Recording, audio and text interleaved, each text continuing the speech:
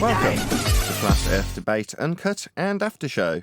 I'm your host Nathan Oakley, and if you are new to this channel, or you've not done so already, then be sure to subscribe, hit the bell notification icon and join button if you'd like to become a Nathan Oakley 1980 channel member and keep up to date with the Flat Earth Debate.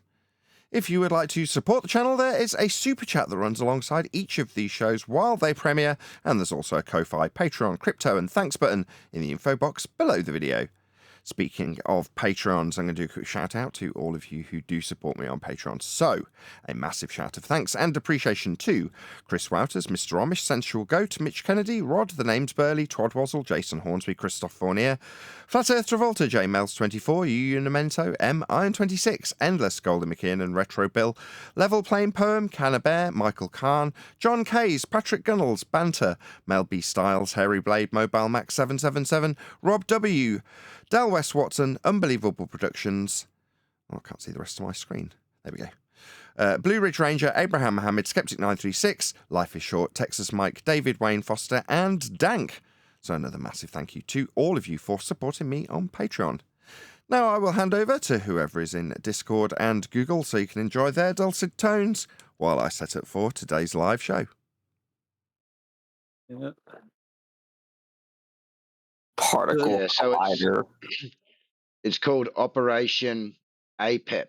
So APEP is an ancient Egyptian Coptic god. Ancient Greek was the ancient Egyptian deity who embodied darkness and disorder and was thus the opponent of light. So that's what the NASA 3 rockets are named after, for the shooting into the eclipse. Shooting into the Far eclipse. out. And what is it supposed to do? Oh, good morning, Neil. Good morning, Nathan.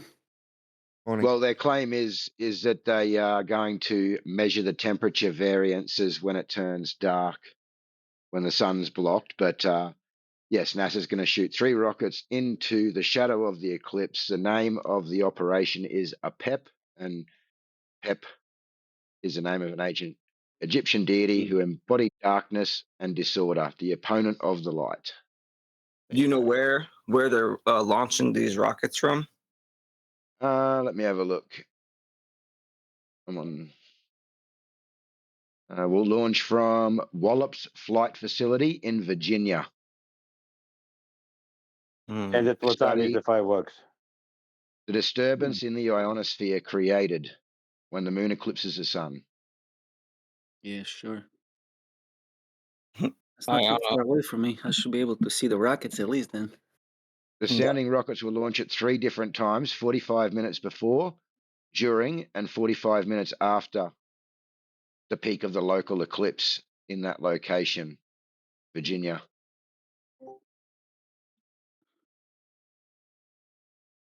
Sounds like a distraction to me. Yeah, I've been thinking Pretty that all much, day. Neil. Yep. Pretty much. Like, why? Just to test the temperature? That sounds so dumb. What? Like, what's their real reason for doing it? If there is any, you know what I mean? Yeah. To make you believe they're doing Yeah. something, they're spending your tax dollars, the proper way. Just testing the temperature, dude. You could just do that on the ground. But the ionosphere, yeah. I don't know what. I don't know what. Hey, let me get something clear. Wixit is not going to be on Rogan. That was a rumor. Neil, did you really believe that? Like, no offense, brother. Like, no offense, but did you really believe that? Yes, I did. I'll tell you why. Why? Because I heard it from his mouth that it was just a rumor, because I was in their Glow Busted chat. I had nothing to do. So I went and chat to see if I was still banned. But I wasn't, because a few of my messages came through. One of them was, I asked them what the definition of ether was, because they're smacking us, like saying, are you allowed to talk about it? What's it? Is anybody stopping you from... No, I went back to speaking about it. So I asked him to tell me what ether is, and he said it's the background medium for light and energy to propagate through. And then he said something about impedance. And I said, so no proof. And he called me gay. So There you have it. Well, what does that have to do with Joe Rogan? When did he who did you hear say he's going to Joe Rogan's? I mean, it doesn't even matter. Yeah. Oh, okay. Then he went on because I asked that question. The answer said no, that was just a rumor. But he went on to say, but down the road is Alex Jones, and I forgot the other people he mentioned. So maybe down the road, Rogan is not an impossibility. So that's why I believe it, because in his mind, he thinks he's going to freaking be on Rogan. And that kid gets out there, so I don't doubt anything. I heard Witsit was going to be on Good Morning America. That's more likely. No, that's Nathan Oakley. Yeah. You know how many times I've seen on 24/7 dude that post like QE debating Neil deGrasse Tyson, everybody come, and then like you see like 100 people come to the server. Like, yo, where's Neil deGrasse Tyson, dude? It's a false advertisement, bro, just to get people in a server or whatever. Good morning, Sydney. Flat Ranger. We have some new people. Good morning, guys. Good morning. Good morning. Good morning. Good morning, bro. Is Nathan, Nathan on yet? did we finish the videos, the clips from the Born Again astrophysicist? No. Or, Did you want to continue with those today? I'm happy to do that. I'd have to scroll up that'd be about nice. 200 messages, but I'm sure I can find them. They're in Master B, right? Yeah. Yes. Do you remember where you left off? I don't. I don't, but I'm sure we can figure that out. Yep. We'll see how we go, because it's Monday, and typically people are quite keen to talk about what's happened over the weekend, like you are at the moment. I'm not having to say a word, right? You guys are shooting the breeze about Witsit and Joe Rogan and so forth. Maybe it's just trying to will these things into existence. In other words, if you talk about it and behave like it's going to happen, it'll happen. Right. Yep. Hey AJ, you wanna ask Yes. Nathan about that schedule now, very quickly? Yes. Yeah, Nathan. So Righteous asked me during the week last week whether I'd be interested in trying to help schedule some of your appearances in some of the other servers like 24/7 and Politics and maybe Geos. I did have a chat in the mod chat the other day in Politics, and they'd be happy to host you there whenever you like, but they would like to set either a weekly or a fortnightly appearance, whether it's a Friday or whatever day you choose, so that they can advertise it in advance and keep it as an ongoing theme each week, fortnight, or whatever time period you'd choose to do that over. Okay. I mean, just by virtue of it going well a fortnight ago and last week, and both were on a Friday, maybe continue that. If they're happy to, if the server owners are happy to have us, because in spite of obviously we're getting confrontation, but you can tell there's a warm sense to the confrontation level. A lot of that's because of you, AJ, but how you behave in there is a testament to how the server is.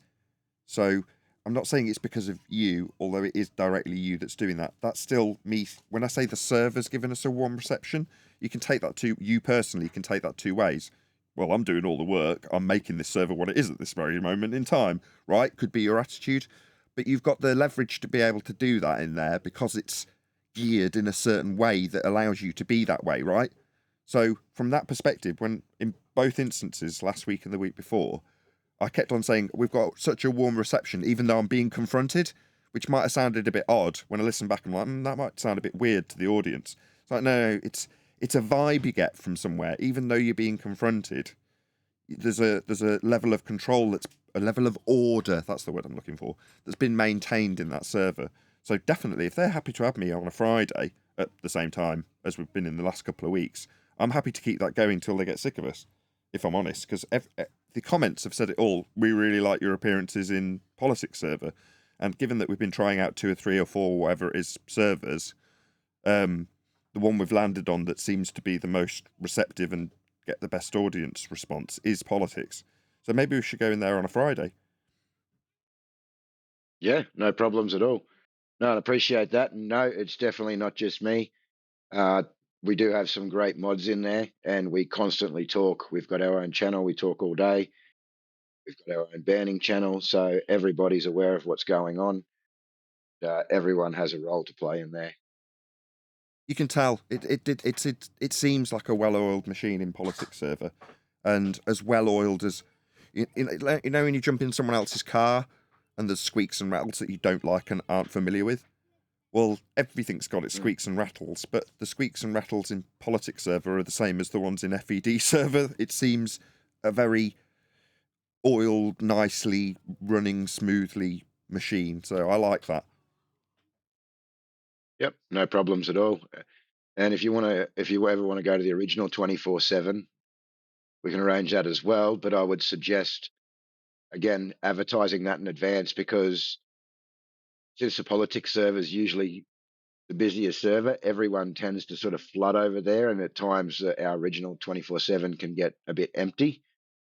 But if it was advertised in advance, I'm sure you'd get everybody over there as well.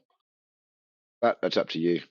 Well, either or. I mean, if it's run by, if there's crossover in terms of the mods and server operators, then I generally click on whichever link one of you guys give me, and I'll go there. Or if you just say, I've got, I think I've got about 4 or 5 things down the side of my Discord that I just press on, and eventually I'll land on the server that you tell me. But if you told me next Friday, can you go into 24/7? And I'd be like, yeah, okay. And I'd go in that server, if that's where it had been advertised, because you guys are amongst yourselves. In other words, I'm pretty much reactive in these things, but if there's a Fridays will generally be in someone else's server, it'll either be politics or 24/7. And then if midweek we get in touch with, I don't know, I was about to say Land of Misfit Toys, Earth Awakenings. Geo. If we go to Earth Awakenings, we'd just get in touch with them on a Wednesday, a week in advance, and go, next Wednesday, can we come into your server? Because, I think, again, the number of servers that we end up going in, we'll just end up finding that a mod in one of these servers goes, actually, I'm a mod in this other server. Can you come and make an appearance there? And that's how it will happen. That's how it's happened so far. And we've gone from 1 to now filtering our way around 4 different servers, which is great. Well, I'll let them know they're coming into politics this Friday. They were actually asking today. I had 2 people in there asking, is Nathan going to be in on again this week and what day? So I'll let them know Friday, and we'll take it from there. I'll have a chat with them about the other 24/7 server. Well, that brings. I'd say we keep it on Freaky Friday. The fact that my audience and somebody within the politics server is saying, when's he coming back? And by him, he means us, Neil, as you involved yourself. That's what they're looking for, right? We're a team, and FED. If we've got a spot on a Friday in the politics server, marvellous. Yep. All right, No, they just want a soundbite of them over talking you, Nathan. Yeah. And claiming that they're being muted. You got a soundbite of them over talking me and claiming, yeah, that was a rumpus trick. He refined it to the point where when I would close the line because he was stopping the rebuttal coming through to the audience, what he'd do is go, I'm muted. That's what he'd do. So, well, a few of the times that I was muting someone last week, I was muting Bev. He was being unmuted by another mod, but that person is no longer a mod anymore. So wait a second. You were muting Bev and somebody was unmuting him? Wow. Yeah, right. Yeah.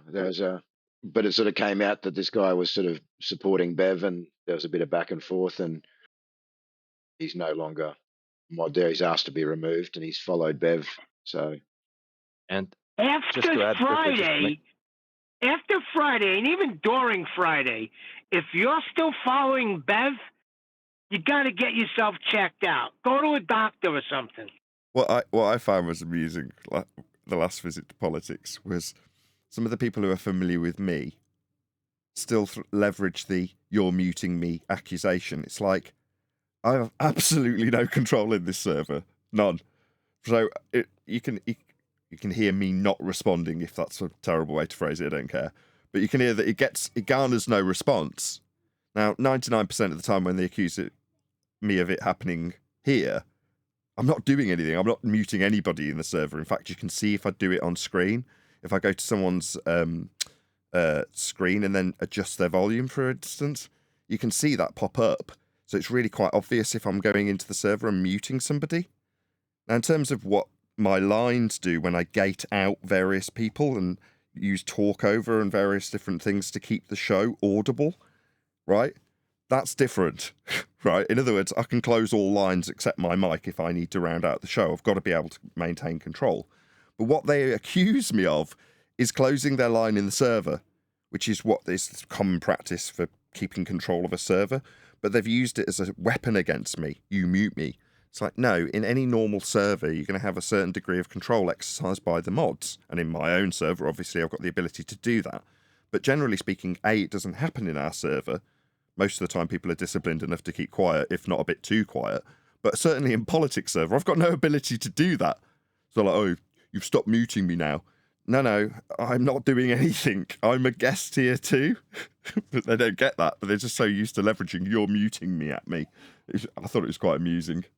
Even when I'm not at home. Oh, don't worry. AJ came in and said who he was muting and why he was muting them. I mean, fair enough. He doesn't have to, though, does he? He can do what he likes. And if people are getting muted in the server, it's like, even if it's me, it's like, that's their server. They can do what they like. As opposed to me going, what I'm saying I'm is, so aggrieved. what I'm saying is he made it clear that you had nothing to do with the muting that was going on, and I like that. Good job. Yeah, but even if I was, it doesn't need to be. It's standard practice that if somebody's becoming disruptive of a discussion amongst many people, you as a moderator have to have the ability to keep that under control. Now, when people get aggrieved, in one of the shows the week before, the same politics server show, right, Friday previous, we enter and there's a discussion going on, and Neil just starts talking. Now, because he's used to familiarity and, in my show, the G plus priority is there, and the panel know that.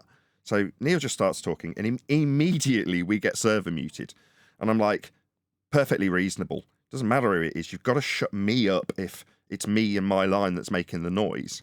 And someone's in the middle of a discussion. You've got to do something about that. So I had to say to Neil, look, we're in politics server. You've got to wait for a gap. We're guests here. We're just going to get server muted as we have.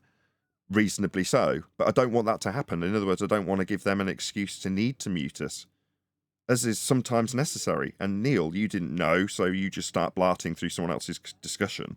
And it's like, no, we don't have precedent here, mate. We've got to wait for our turn. No, what actually happened was me and Eli were having a conversation, did not know that was going on. When I did come into conversation, I asked her about science. And that's when I was wrong.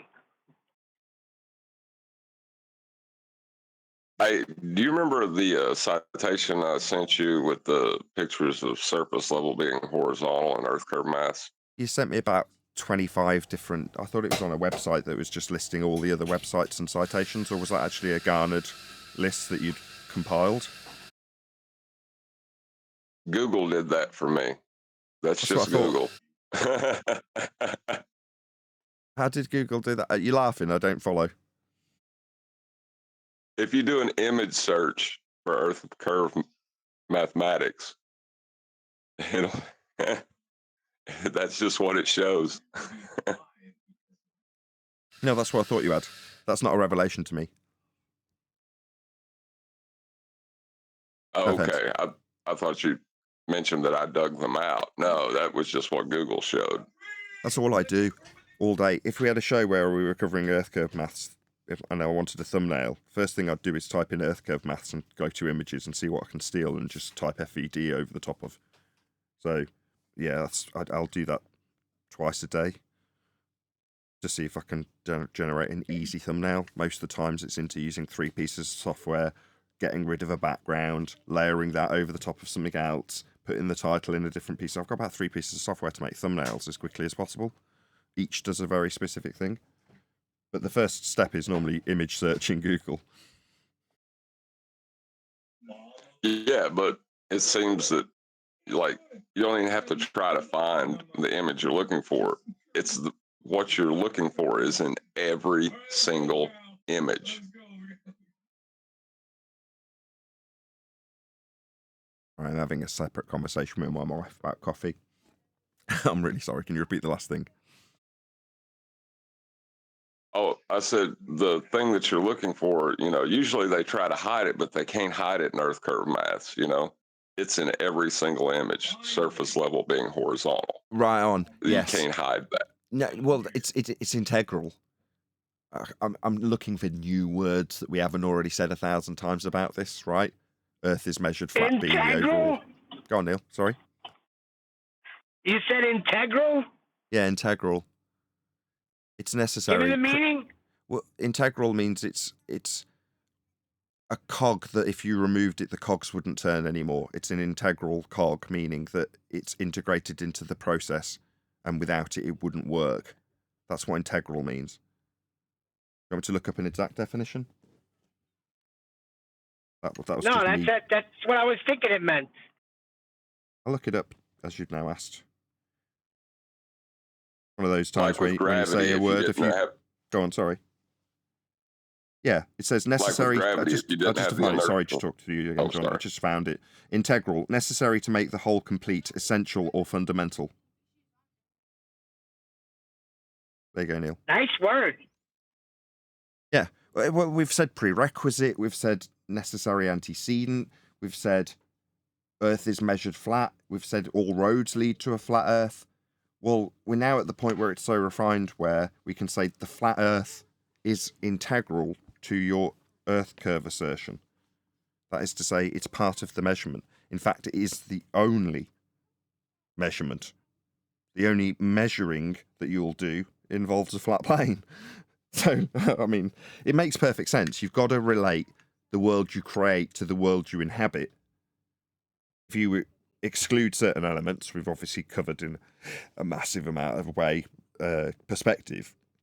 But if you're gonna take one aspect and call it something else, Earth curve versus perspective, then you've got to have a fundamental grasp on what you will actually be measuring, so that when people go out into the real world and start taking measurements, it does correspond with an aspect of your maths that says we've got an Earth curve.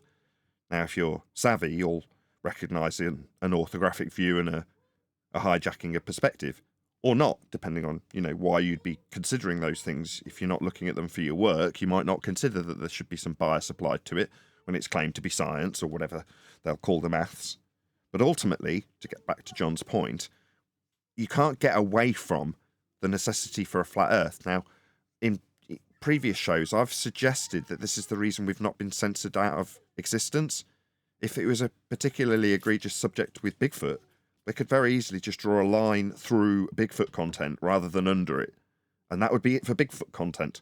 Now, it's not egregious, but Flat Earth is, yet we're still here. Why? Well, because whenever John brings up, well, how are you going to censor out within the algorithm the process of celestial navigation when described by a navigator? That's involving a flat Earth in the description. Now, they don't say it in that way, but that's a fact. It's integral to the measurement of Earth because it's flat. So you can't get away from it. So as much as we've skirted our way back through the back engineering to the origins, to the genesis, to the measurement that you're actually taking in relation to the ground, now we know that path. We don't necessarily need to concern ourselves with parallel light rays hitting curves that don't give you angles to transpose that non-angle into the middle of a sphere so that it works with the original measurement of the equatorial plane. Forget it all. We work with the equatorial plane, Earth's measured flat. And there it is, because it's an integral part of the maths for assumed, suggested Earth curve below surface level. There it is, surface level. It's flat. Eye level, parallel with it. It's necessary to make this maths make the inference that you've got an Earth curve below surface level. We haven't. But you've got to measure something, and that's surface level.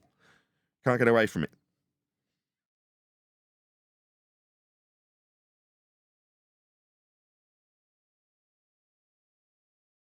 Got it. Laziness. They just took the resolution loss calculation from the 1800s, used up until then in navigation, useful for getting a better grasp of what the horizon would be doing. But resolution loss calculations turned into perspective hijacking Earth curve maths. That is to say, it suddenly has nothing to do with resolution anymore. it's everything to do with Earth curve blocking your view. It's like laziness, psychopathic recycling. Here's this math, that'll do. Retitle it, just change the name of the book. Change it to Earth curve. That's it. Done. Keep the maths exactly the same. I'm going to rattle off my coffee. Hopefully the conversation doesn't die on his ass. I'm going to step away from this chair. So, John, let me ask you a question, John. So this Earth curve is so elusive. You get everything else but Earth curve. So when I went into Glowbusters yesterday, and I asked them what is ether, and I was told it's a background medium for light and energy to propagate through. That's not showing me ether, is it? No.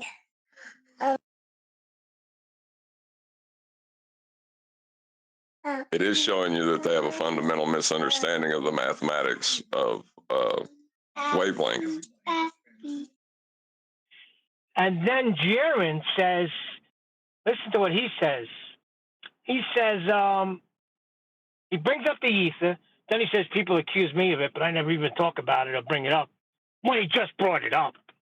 And then he says, people just don't understand it. And it was used, the reason why ether was taken away was because it proved that Earth wasn't moving. So they had to get rid of the ether. I thought it was vice versa.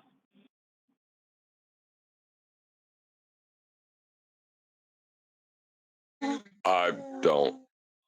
I guess if you have two faulty presuppositions and you have to get put into a dichotomy where you got to keep one, like that's all it is. They're both presuppositional. There's no evidence for them.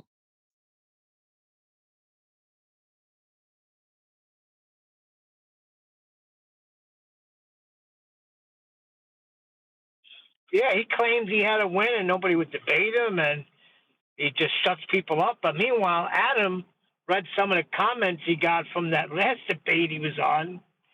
He's in delusional world, this kid.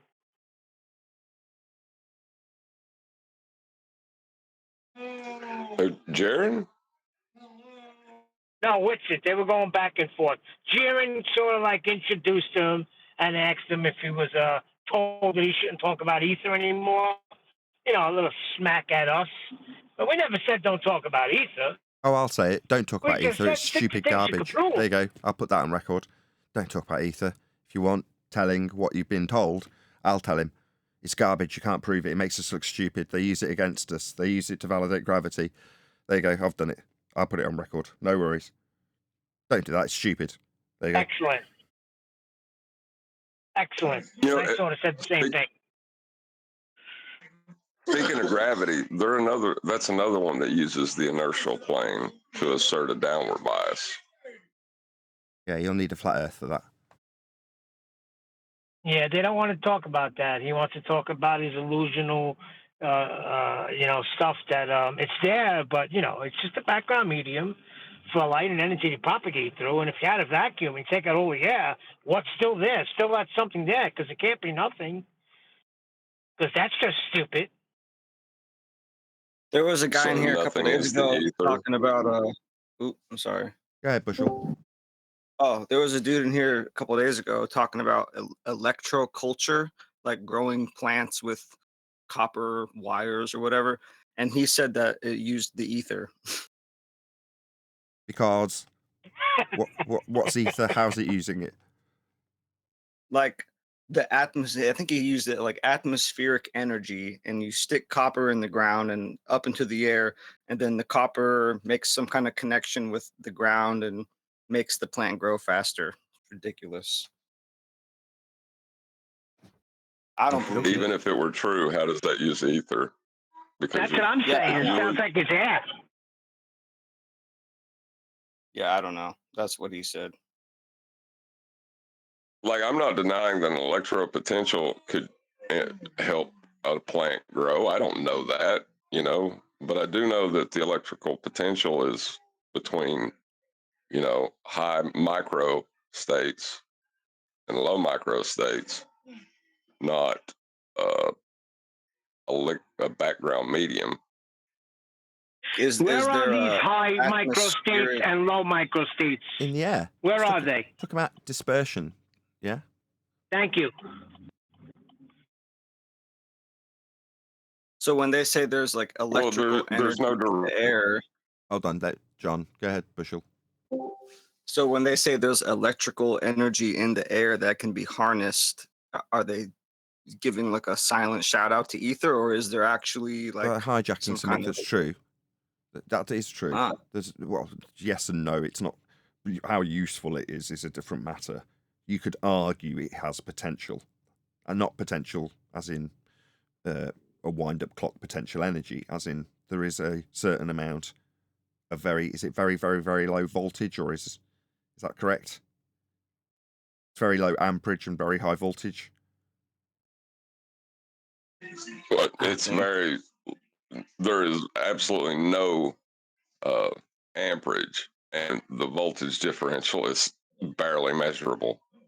But there is one there. But that's not ether. You know, that's being created by the air itself. Gases. As opposed to them That's what I asserting said. and hijacking this tiny little voltage differential that you can induce by going up high with a bit of wire. Okay, maybe, but that doesn't prove a background medium. And the guy repeated off what we've heard a few times. There cannot not be nothing. So double negative. That's what we've heard before. People parroting off that crap. There can't not be nothing there. What's nothing? Well, it's a no thing. There can't be a not no thing. And so you go on. You're like, just prove what you're claiming. Show us it. No, immediately on to voltage differential in the air as you go up in elevation. That's that's ether? No. That's not ether, but you're hijacking it. No, it's electromagnetism. No, that's electromagnetism. Yeah. That's what I got next, magnetism.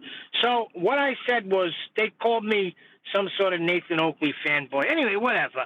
I said, listen, the minute Nathan begins to speak about something that cannot be validated, I'm gone or I'm resisting him.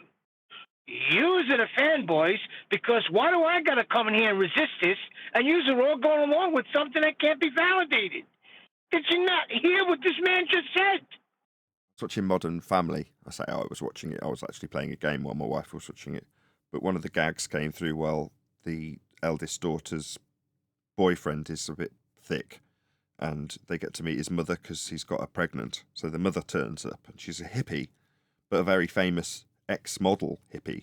So she's, even in her older years, a bit attractive to the middle-aged cast, or the dad specifically. Anyway, that aside, the one kid hurts himself, and the mother, the main character mother's like, I'll go get some plasters. And the hippie mom goes, don't worry, there's no need, I've got some magnets. Just made me chuckle. Obviously, that's not echoed amongst my panel. Oh well, I thought it was. It's all about the delivery. Well, I tell you what, if they are going to argue the inertial plane and all that, they need to stick to the part they can prove of it, which is the inertial plane and the downward vector that's being asserted. No, I put magnets over the wound, and the wound healed. I can show that to have happened. Magnetic field interfered with the wound, and when the wound healed, that was its presence emanating through the ether. Prove me wrong. You can't hear me, can you? I can hear you. I heard what you said. I just said, I put the magnets over the wound, and the wound healed. That's a demonstration of the perturbation of the background radiation of the ether sensation, fixing the wound. Prove me wrong.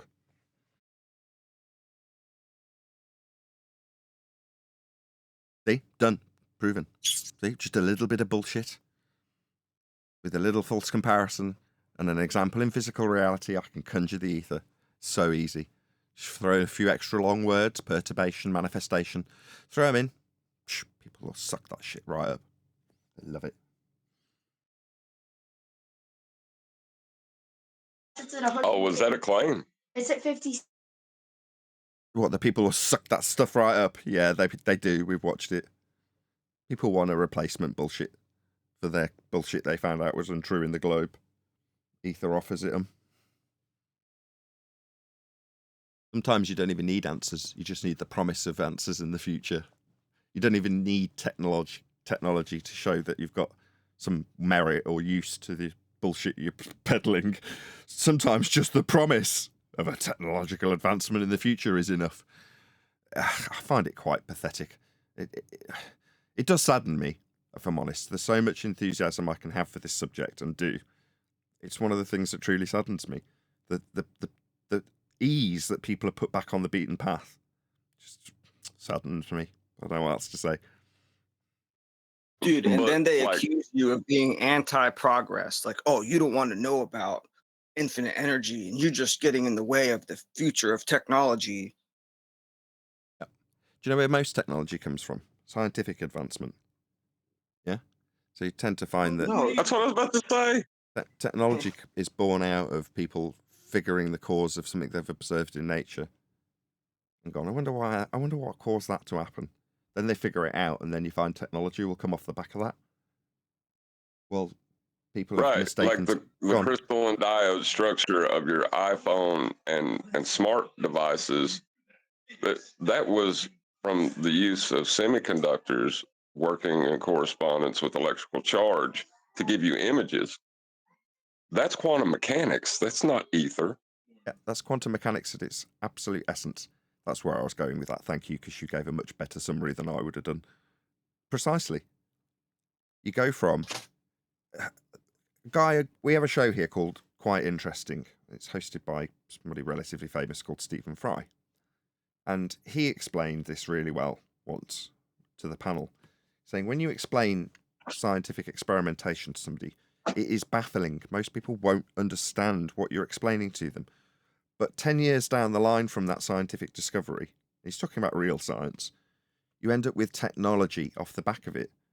And then people will appreciate what the science has given them. Yeah? But then the majesty of the science that gave them the technology is ascribed to the technology.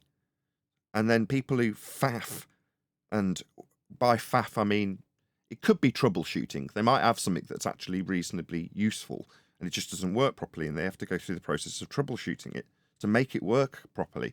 Now, in that instance, if there's a goal, you can say, okay, I'm not going to allow you the credit of calling this science, but technological advancement you can definitely ascribe to the processes that some people go through to refine inexistent technology.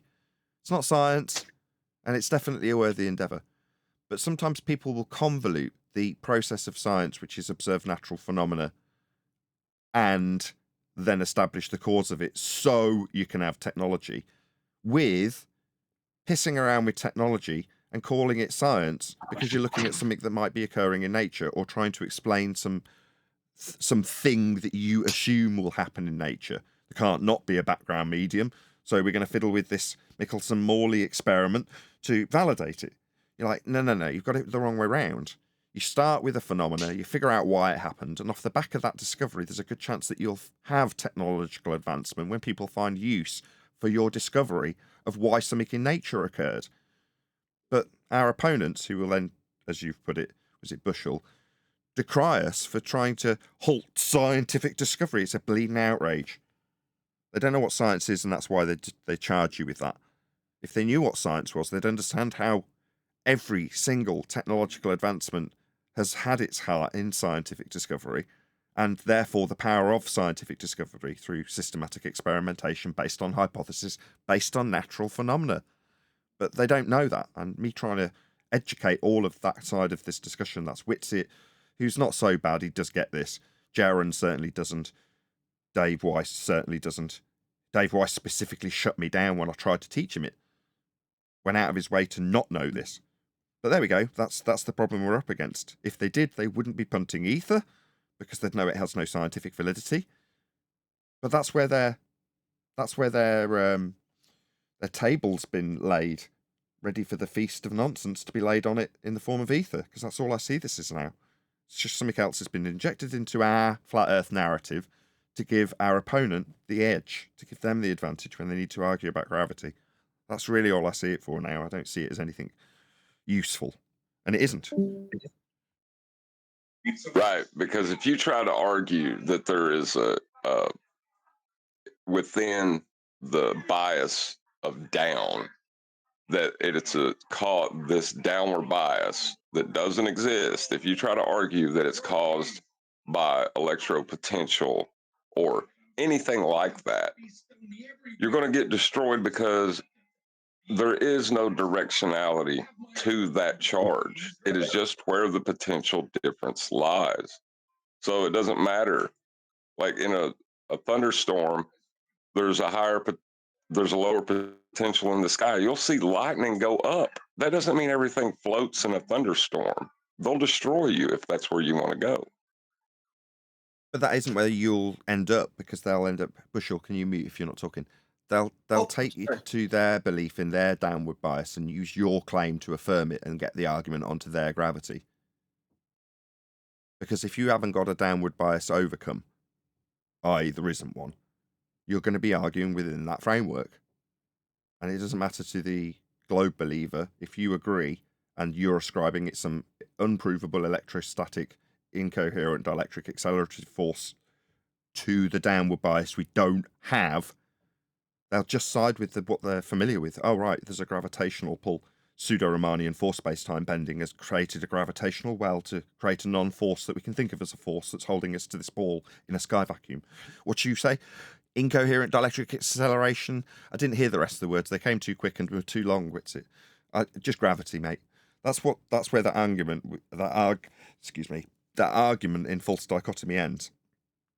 Even if Witsit was to win. Well, no, because they can debunk the position that it is an electropotential causing a downward bias because of thunderstorms. They can measure a change in potential. So your assertion that this downward bias is caused by this potential, they can show the opposite happening, and everything's not floating. So gravity wins, hands down, against ether. Right. So they can annihilate your claim, but retain the downward bias that doesn't exist because it's integral to your ether claim. But it still exists. And that's how it's been done for centuries. Yeah. I didn't know that. I mean, I don't know why it's been incorporated into the flat Earth discussion. This discussion should be cut and dry in terms of the discussion points. But that's with hindsight. That's with 10 years of discussing the subject. To arrive at the point where you're going, oh, right, it should have been cut and dry the whole time. Earth's measured flat. What we'll argue about whether or not this flat map, the only one that has any function, compares to a globe that they're not going to show you. You'll only get shown the flat Earth as azimuthal equidistant projection stacked up in false dichotomy against a globe that won't be shown with any mapping on it, because there isn't one. So what we're arguing, we're arguing about our flat Earth is compared to another flat Earth, because that's where the globe comes from. Not that they ever made a map that would be functional. They're all flat. Well, because the ground's flat and you need circles of equal elevation to work on them. All of them. So they're all flat maps for the flat world that we deal with. So we had a false dichotomy with a flat map that they said didn't work. Well, after you've meddled with it and transposed it into globes, then out into tubes, and then rolled it back out flat again. Yeah, of course it don't work. You've meddled with it, so you can claim that there's a globe somehow involved on the flat map. It should be cut and dry. Earth's measured flat. I wish I'd known that 10 years ago.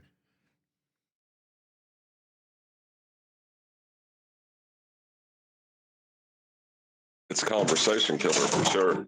Well,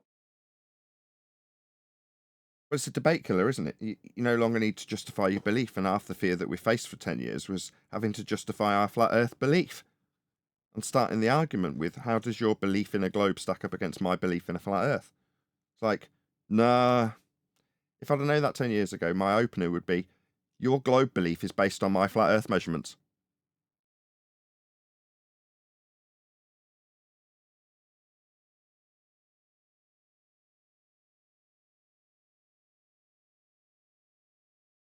Pretty powerful stuff.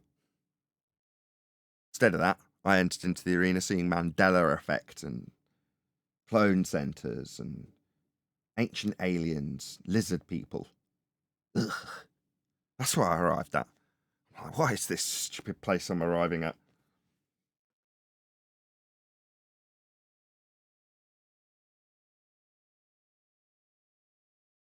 They go from that level of crazy, nonsensical garbage to things like ether. Right? So you can feel like you've refined your conspiratard nonsense into much more palatable in the public domain. When you talk about something as posh as incoherent dielectric acceleration, you're going to sound very intelligent. So that's the step up from, well, you came here believing that there was lizard people, didn't you?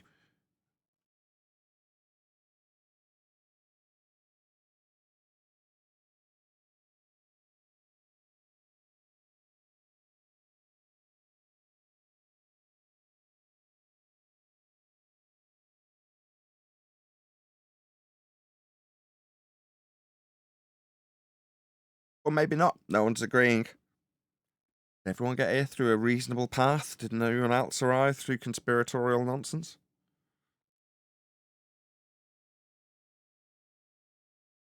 That or everyone in the panel thinking, what? There aren't any lizard people? Surely when I see the transmission of a news broadcaster with slightly digitized face and their jaw looking wide, that's them being a lizard, right? It's just being caught on camera. They say it's a glitch. That's the kind of crap I had when I got it. Oh, that's too funny. Yeah. All the rage 10 years ago. Oh, I know, right? There's a lot of those. Classic rabbit hole. That's one of my favorites, though, for sure. Yeah, just there to waste your time. Quick, look over there. Right, exactly. But of course, doing research into all this, it's just like, yeah, that's one of the ones that's always hilarious and fun to bring up. A lot of Globers think that, yeah, all that shit. They always bring up lizard people. It's really funny. Yeah, that's it. They're the ones that are often the conspiratards on the Globe side. Oh, straight up, 100%. Yep.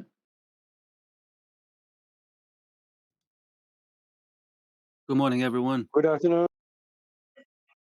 Morning. Good morning, good afternoon. We've got a couple of things on the books for today. We do have the extended Danny Faulkner, or was it a different guy? I forget. Discussion that we're going to cover. There's a few clips that we didn't cover at the end of Thursday. Jason. Who is it? Jason Whistle. Jason Whistle.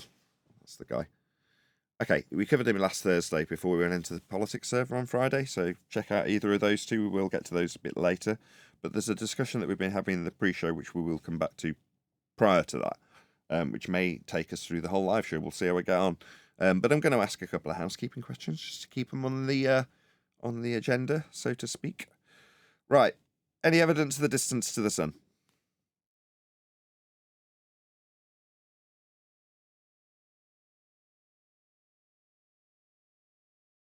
How about any scientific Nope. evidence for gravity? Not science.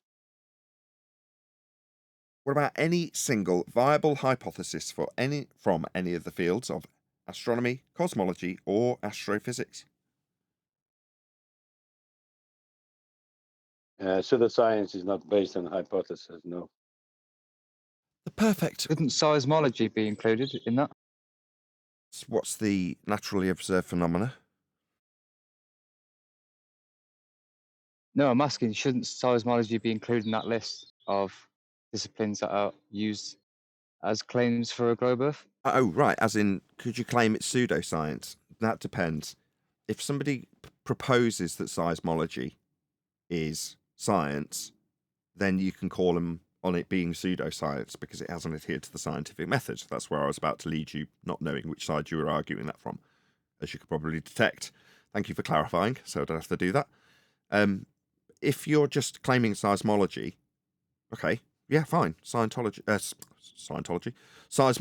is a thing. As long as you're not claiming something outside of its purview, that would be scientific endeavours and cause and effect reasoning and hypothesis construction, of which it has none, then you're fine. It's part of the sorry, chemo, every time.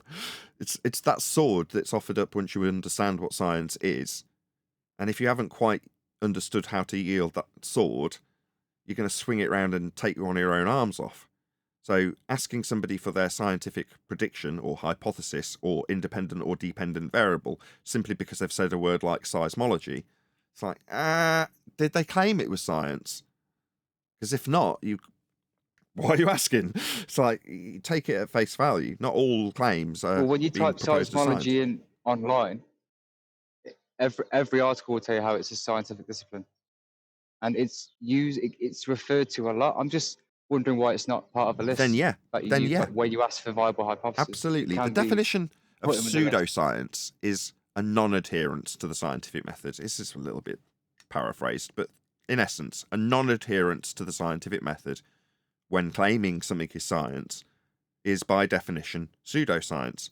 So if something says this is a scientific endeavor, okay, fine. You just need to search that web page for the words independent variable or dependent variable. And if they don't appear, then it's not science.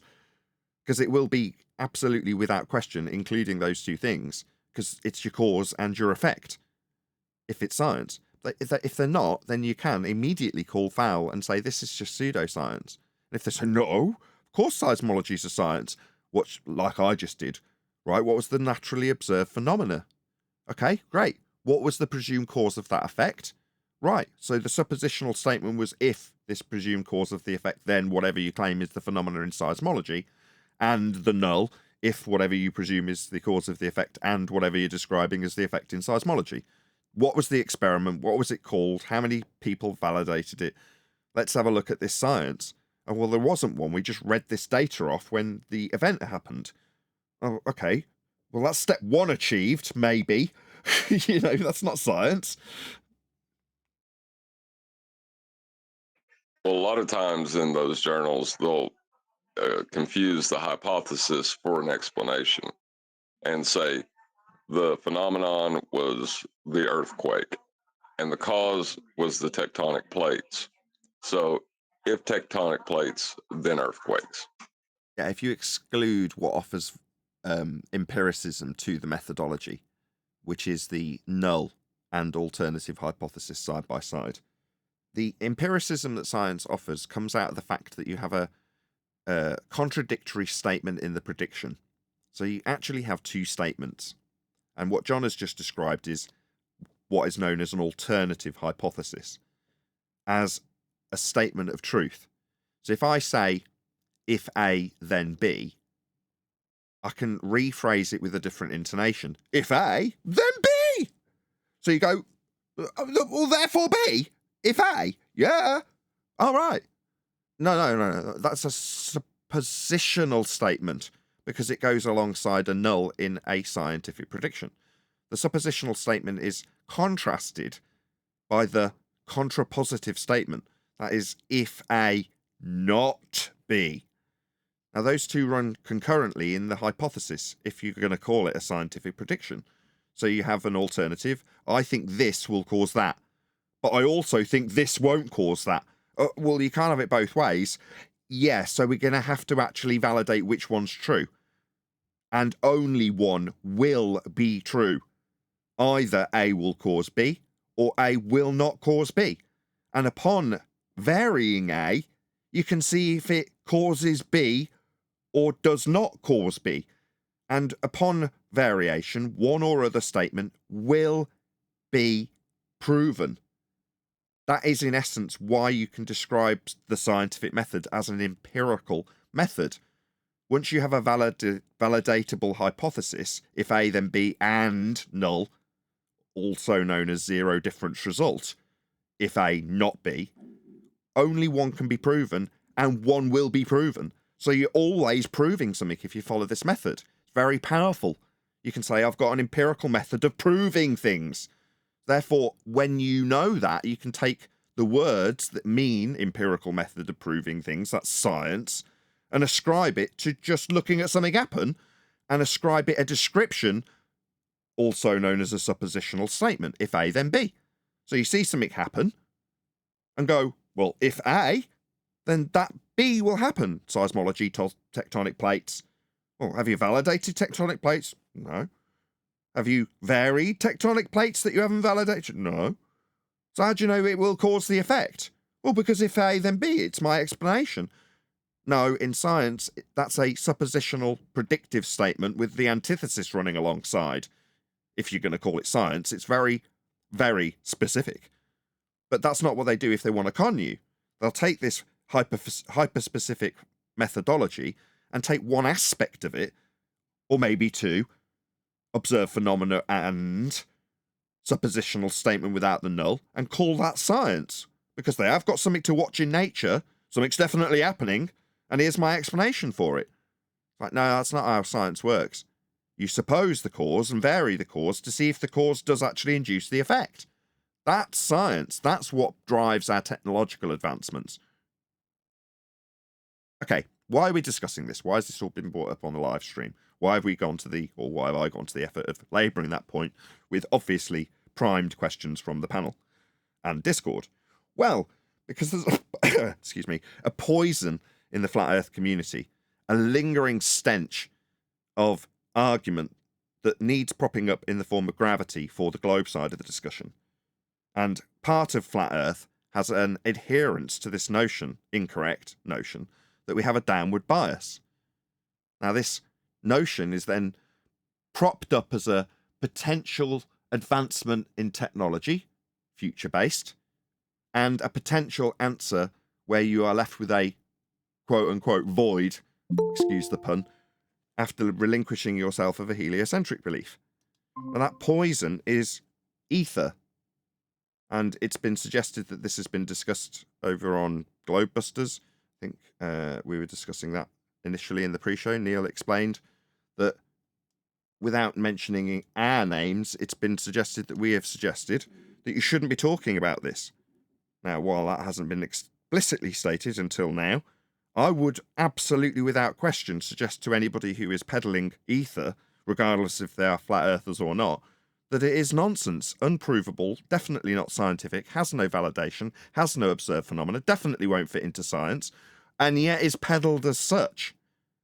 Outrageous pseudoscience in our own community, poison that allows our opponent to utilise the assumptive downward bias that does not exist to their own ends when proving their gravity to an already indoctrinated audience who assume we have a downward bias, holding us to a spinning ball.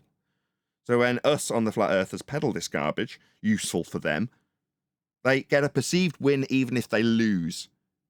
Furthermore, it is very easy to overcome their arguments when they actually put forth their very sparse evidence for their claims of ether, which are invalid and unvalidatable.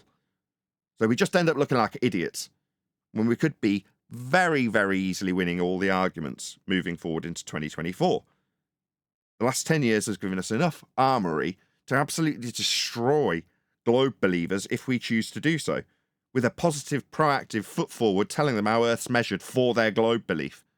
Instead, we're affirming non-physical, fourth-dimensional, pseudo-force-based time bending in the form of Einsteinian replacement for forces of gravity by saying we've still got a downward bias when we haven't, so that we can validate the invalidatable in the form of ether, with lots of long words to try and mystify audiences who are listening to information that isn't worthy of their time. And it's poison. We mentioned it on Globebusters. I've had time to chew it over, and in terms of proactively chasing after people, again, we're back on the back foot with a reaction to people suggesting that we would suggest, without mentioning our names, that this garbage shouldn't be talked about. And I want to make that absolutely clear, if no one else has. Yet we don't want flat earthers talking about it. How dare we suggest what people talk about? No, we ask for proof. And if we're not getting it in abundance, we're going to say this makes us look bad because it does. Now, we've got enough on our plate looking and being assumed to be the stupidest people in the entire world that is sphere-shaped by pure fiat. We are just assumed that by everybody who thinks they're on a globe the moment you find out that this person doesn't believe as I believe that we're on a globe, therefore they're stupid, is the automatic assumption. Now, if you demonstrate that you're not stupid, but you've got something that somebody with a modicum of intelligence can overcome for an audience, then they will just assume that the default position is true and you are just stupid. You just seemed intelligent for a few moments. Well, we shouldn't be on the back foot ever. Earth's measured flat, and it becomes a globe with those measurements. There isn't a better argument. the future faking of technology that might come from ether. Get back to me when you've actually got something with your non-proven medium that makes us look stupid and offers our opponent an ability to infer a downward bias that doesn't exist. I'm done. That's what we were discussing in the pre-show. Check it out if you're a member. Become a member if you're not already. Yeah, but hold on. They said you don't because you don't understand Michelson-Morley. And people that don't understand this ether, they're the ones bracing against it. I've got nothing against interferometry, right? I'm not bracing against Michelson-Morley in the same way as if you're utilizing a technological advancement for a useful endeavor, then fine. I've got no issue with that. There's an inference utilized alongside a scientific claim that this experiment validates an improvable, non-existent, can't have nothing or nothing medium. It's garbage. It's not observing the phenomena of ether or any of the effects therein, because there aren't any, and suggesting that they've got a cause validatable through the suppositional construction of a hypothesis as described earlier. They're not doing any of that. It's pseudoscience of the highest order. The Michelson-Morley, hey everyone, the Michelson-Morley is interferometry used in an incorrect way. That's actually what it is. If you look at what they actually do with the rotating table and all this kind of thing. It's interferometry used incorrectly. As far as ether and all that goes, gravity will always win because people are familiar with gravity, and gravity makes a lot more sense to them. So overall, people will always choose gravity. Because you're going to have a lot of people who are ignorant of just basic everyday pseudoscience and science. And they're just going to go, I'm just going to go with gravity. That makes sense to me. That's what I've heard my whole life. So you're never going to replace gravity with ether. It'll never happen. And if you did, it wouldn't matter because you're replacing one thing that doesn't exist with another thing that doesn't exist. So what's the point in going head to head with something that you can't replace? It's like trying to replace eBay. You won't. Yeah, people that's are going pretty to much. keep going. Brian, That was pretty much. they said because they switched gravity. The reason why this is so important is because they got rid of the ether because it proved that Earth wasn't spinning. Well, that's just a wild non sequitur. I just want to point out that like minds think alike, or great minds think alike. So before Brian got here, that was pretty much exactly what John had said in the pre-show. Would you not agree, John? It was just a different person saying the same exact thing in a completely different way. But you and Brian basically said the same thing. Yeah, its only purpose is to give them the false dichotomy to argue about the cause of. Yeah, and the gravity will always win. Yeah, people are familiar with gravity, exactly. Therefore, it doesn't matter how well you do. Not to mention the fact that you can annihilate ether if you've got a reasonable understanding of how electrical potential works. So then you're left with both sides have got an assumption there's a downward bias. So the audience knows there's a downward bias. So now we just need to give it a name. And we're not going to call it incoherent dielectric acceleration. The person's just been smashed. So it's gravity. Whoa, whoa, whoa, whoa, whoa.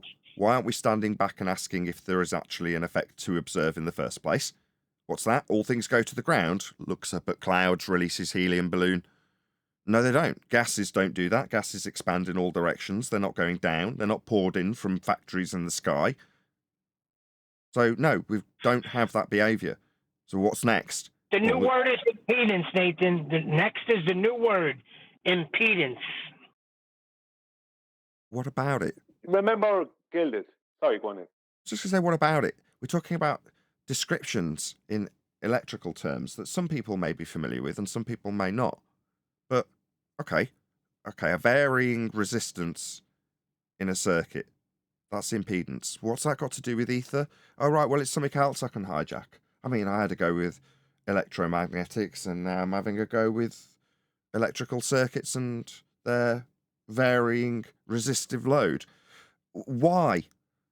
Just show me ether. Oh, we can't have nothing. There's got to be something. No, that's not how this works. First, show me a naturally occurring phenomena. Then we'll go about supposing causes of that effect that we've observed. That's science. If you're going to suppose there's got to be something because we can't have nothing, and there's a downward bias electrical potential that means we need to explain why.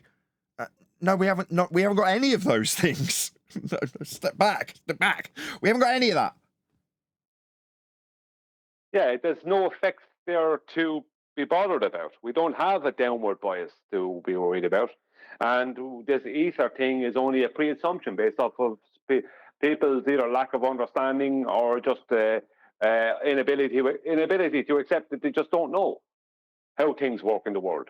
But that doesn't mean you can just pre-assume some magic non-physical medium into the world and then start claiming proof and science. Can't do that. That's funny because they say it's our lack of understanding. We're not the ones who can't define things. Hey, don't bite on that, Brian. Exactly. Yeah, hold on, stop. Before we get into their Hillary Clinton defense, no, they haven't got anything to validate that which they claim.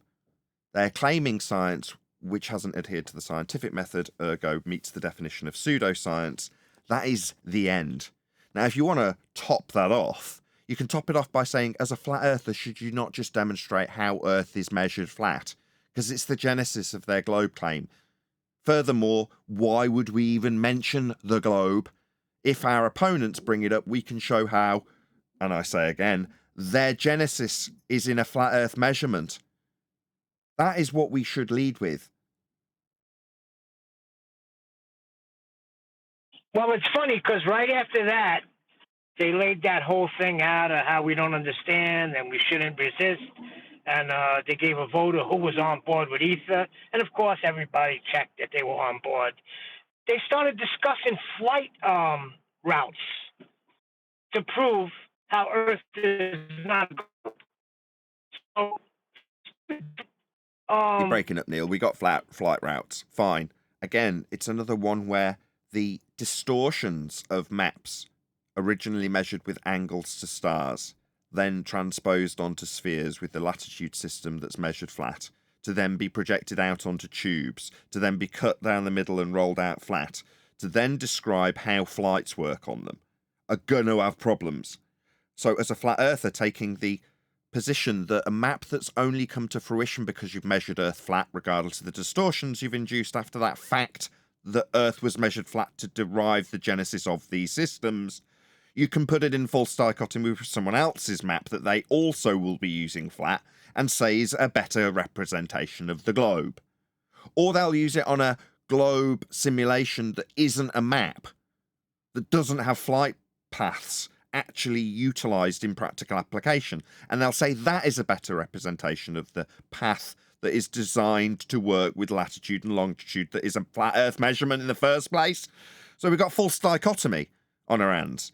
Now, while I could criticise me back in the past doing it 10 years ago, I feel that the genesis of the measurement for both maps, which is flat, should be the highlight of what you argue, rather than arguing whether or not your claim to be globe map that's flat versus my claim to be a flat Earth map that's come from a globe according to my opponent, have both got their origins in angle measurements off a flat Earth. Who cares which one works better with flight paths? I'm not a cartographer. If you want to moan about how flights aren't making it to their destinations, then go ahead. Oh, they are? And they use flight maps and charts? Yeah, they do. So we've definitely got maps. They're all flat and they're all working with the longitude and latitude grid. They're all working with time and the sun and the way it's been projected and plotted, and the way the maps have been developed with a Polaris-centric system measured off a flat plane. For both sides of this argument, regardless of which map or model in simulation the globe uses, and regardless of which map or model you use a flat earther, both are flat Earth. They both have their origins in the same measurements. But what we should critique whether or not our opponents have got a good justification for talking about how flat flight maps work versus how globe flight paths work? No, it's silly. Stacking up two flat Earths in false dichotomy. And what if the opponent seems to be really well sorted out on their globe projection that's come from flat Earth angles to give them latitude and longitude? That one will win because it's shown as a globe, versus the one that's on a flat map that's also come from flat measurements projected onto a globe to then be projected flat out flat again. How that one fails, they were both flat. Who cares that one's been projected onto a globe that they say works slightly better? The latitude systems come from a measurement of a flat Earth. So you wouldn't have that globe model to claim it works better with flights unless you measured a flat Earth to put the rings on it. I'm done. Well, the thing about it is that this is a common thing with globe busters and us. They're always a day late and a dollar short. They talk about ether and dielectric acceleration. We correctly detail and describe and define buoyancy and what weight actually is, which is just an apparent effect of buoyancy. They talk about flight routes, which is fair enough, I get that, right? But we detail the lift effect. So it doesn't matter to me what direction they want to say the flight is going in. The lift effect won't work on a globe. It'll only work over a horizontal plane. So I don't have to, you know what I mean? I don't have to argue then, how does the flight get from Sydney to Santiago? I don't need to do that. I just need to point out the lift effect. And it doesn't matter then after that. After that, whatever they're saying about the flight from Sydney to Santiago, whatever they're making up about it, has to be a load of rubbish at that point, right? Or there's definitely some kind of tomfoolery going on because the lift effect makes it impossible for flights to work on a globe.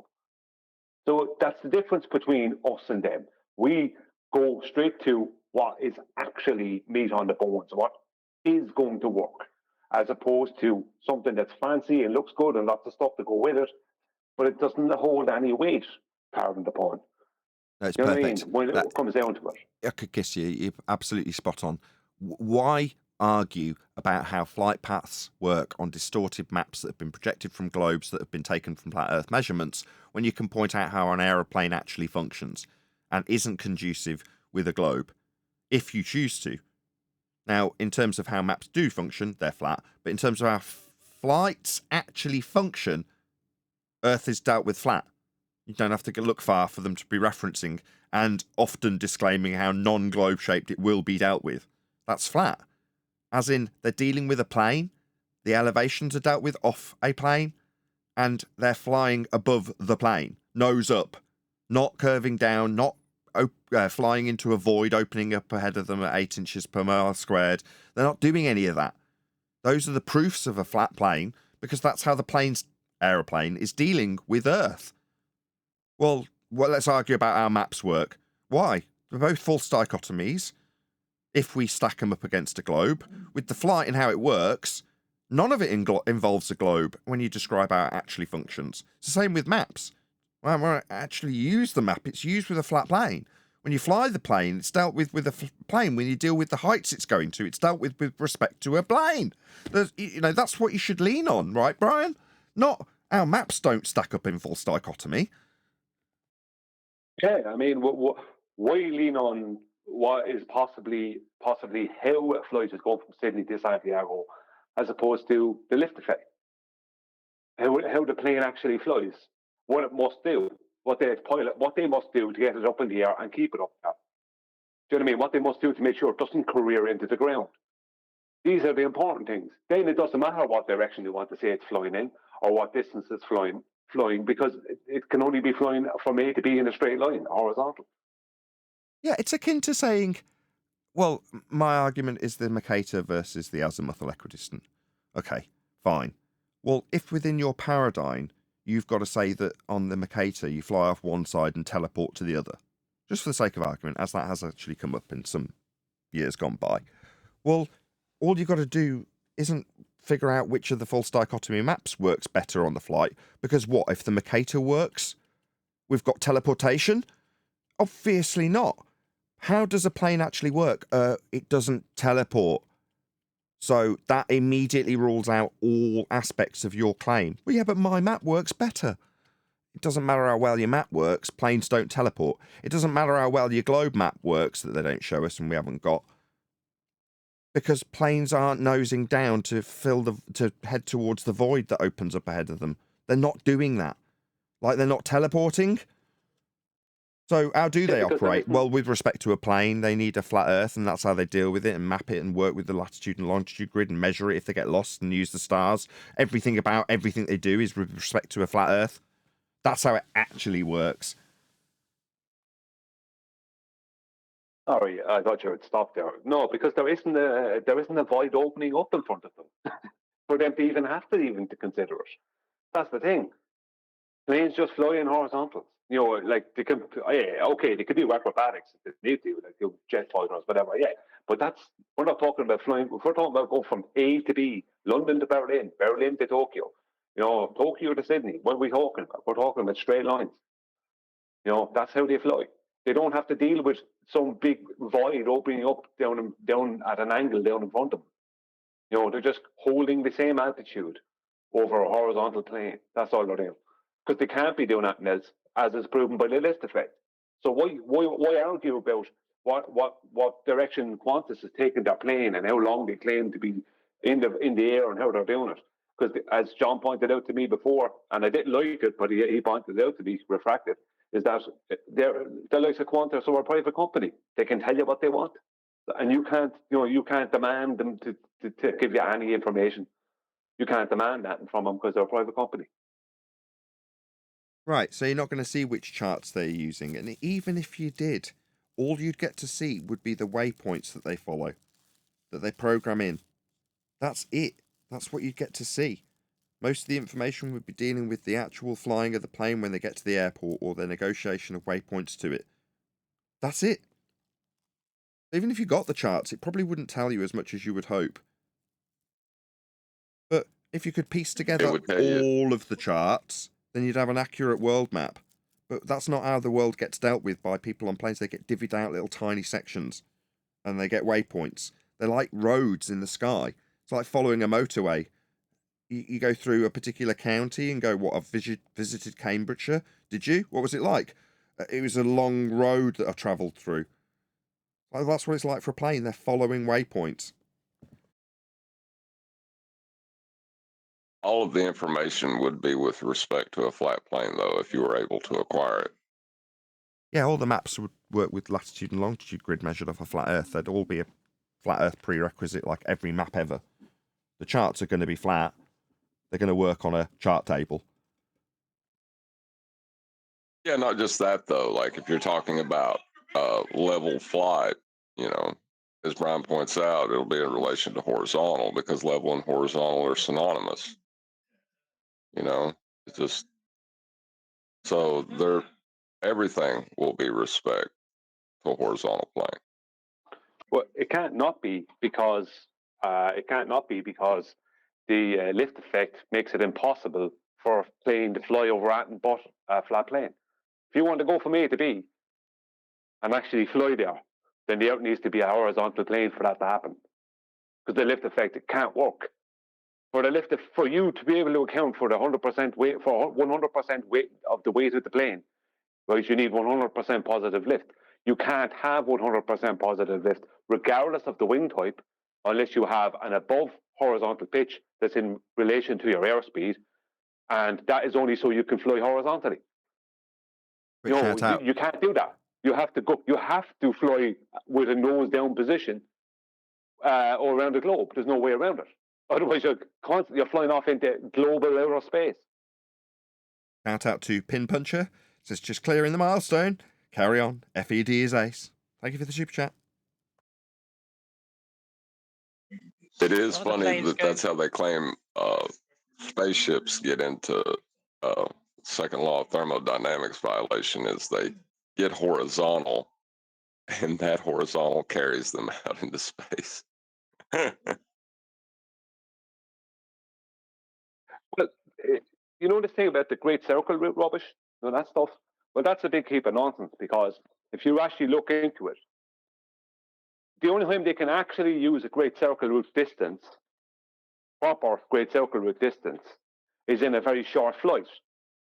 They actually must use rhumb line distances, which are a series of straight lines added together when they're doing any flight that's of any distance. Because the Great Circle route distance and the actual distance over a short space won't be a whole lot different.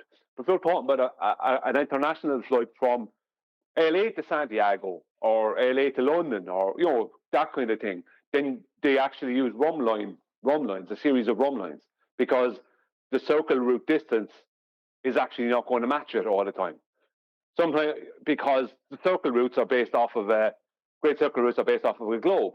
but the distances aren't going to work in reality. This is why they must use run lines added together. But the ballers don't understand this. They think, oh, everything follows the Great Circle route. No, it doesn't. The Great Circle route is something that you can mathematically add in later on, or you can use over a short distance.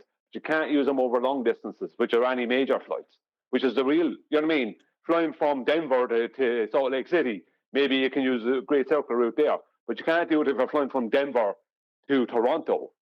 Do you know what I mean? Then you must use run lines. Right. Right, but even to assert a circle, don't you need a straight radius?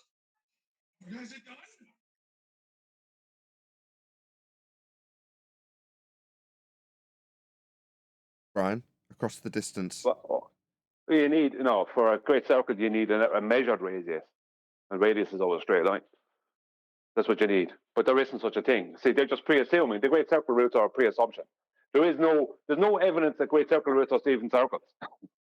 They can't even prove that much. Never mind whether they fit with reality all the time. Right, but they would be circles on a flat plane, not on a globe. No, the Great If the Circle planes routes are going east to west, no, then if the planes are going east to west, they're not going in a straight line, then are they? yeah, they are. Great Circle routes would be presumed to be a circle of No, on the flat made Earth. up of On the flat Earth. two longitude lines, John. Quick shout out to On the he's flat Earth, asking- they're One not second, going guys, straight, please. are they? Well, quick shout out to DALA. It says, Bev, just shush. Please, you're annoying.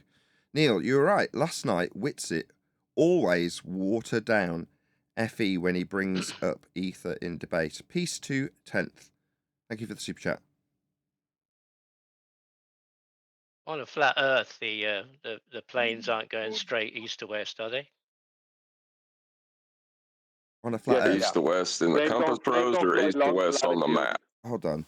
Planes Okay. don't fly following a latitude line. Before we move on to that, right, we accept that planes fly on a plane, right? They're nose up, they're not following any curvature. We accept that, right? I just want to point out to the audience that in order to sit at this table and have this debate in terms of how you ascribe, that's what's his name? The guy that was just talking. Elderbear. Elderbev. Elderbev. Or Elderbear. It's not very helpful, Neil. Come on. You know I'm good for the show.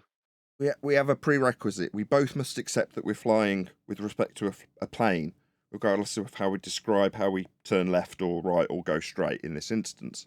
I'm not going to influence the debate that you're about to have with Brian, but for us, you and I, or you and Brian, to have the discussion, you both must accept that Earth is being flown upon flat, right?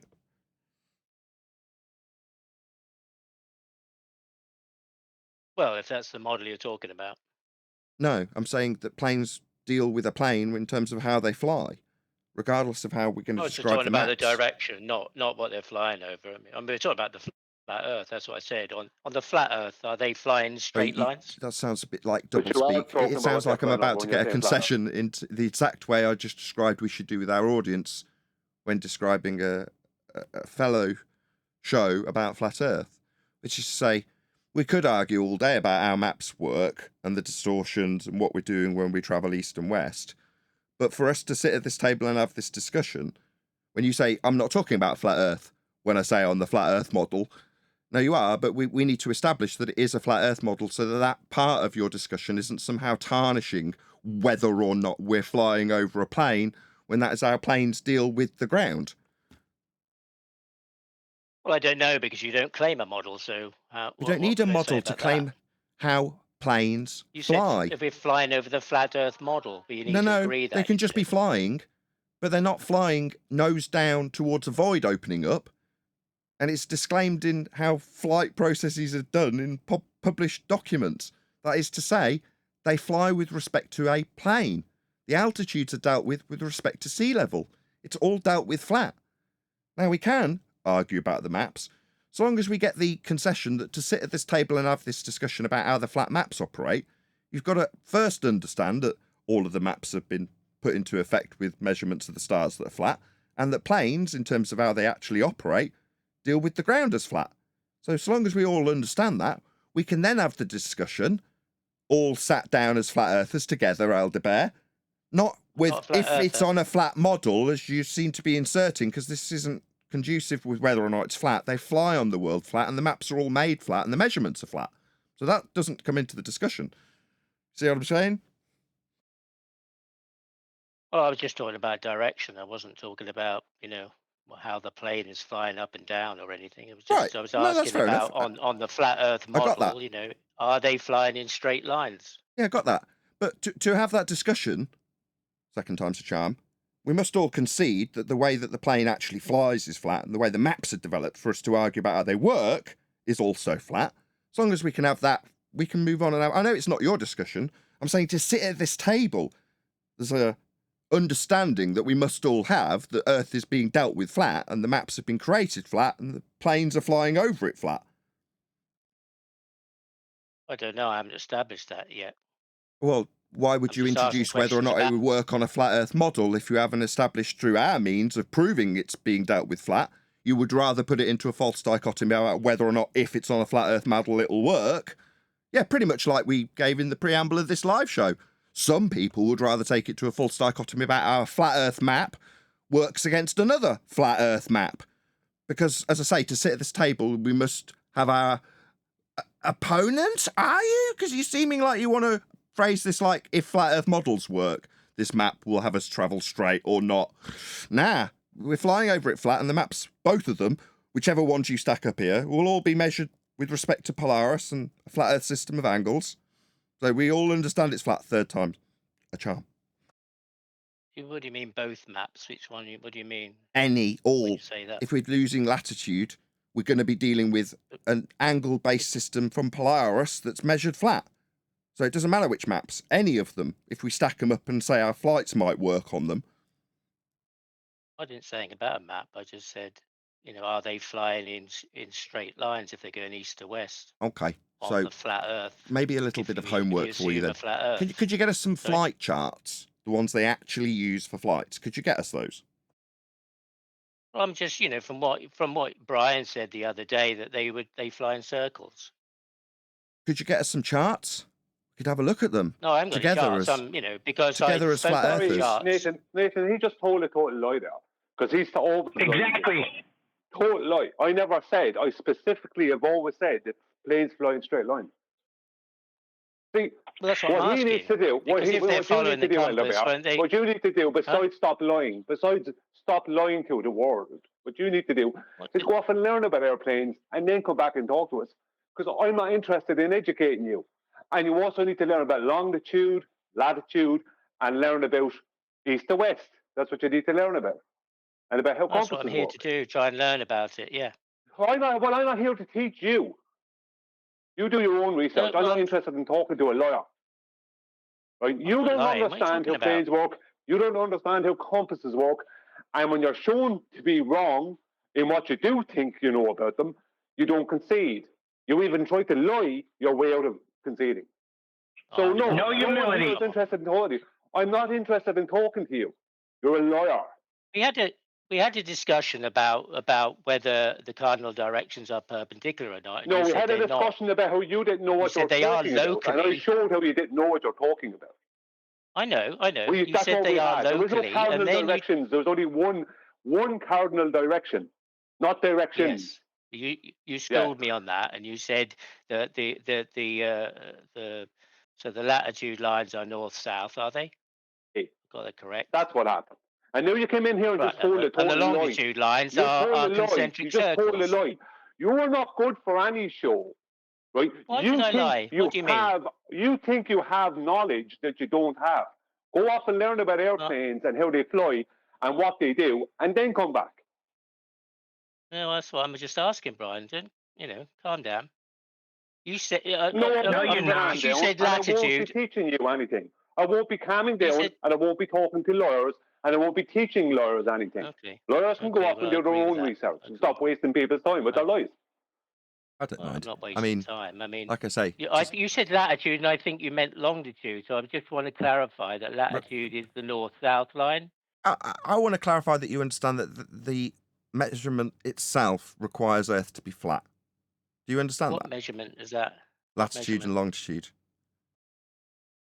Well, you talked about latitudes measures the Earth flat. I don't know how that works, but I'm talking about the relationship of latitude and longitude to each other. Well, then why? You don't know how it works. Go and learn. Because when I spoke to Brian and I I said didn't that ask you for an excuse of why you would now be giving us your questioning. You just declared you don't know how it works, but then you've got a question about how it works.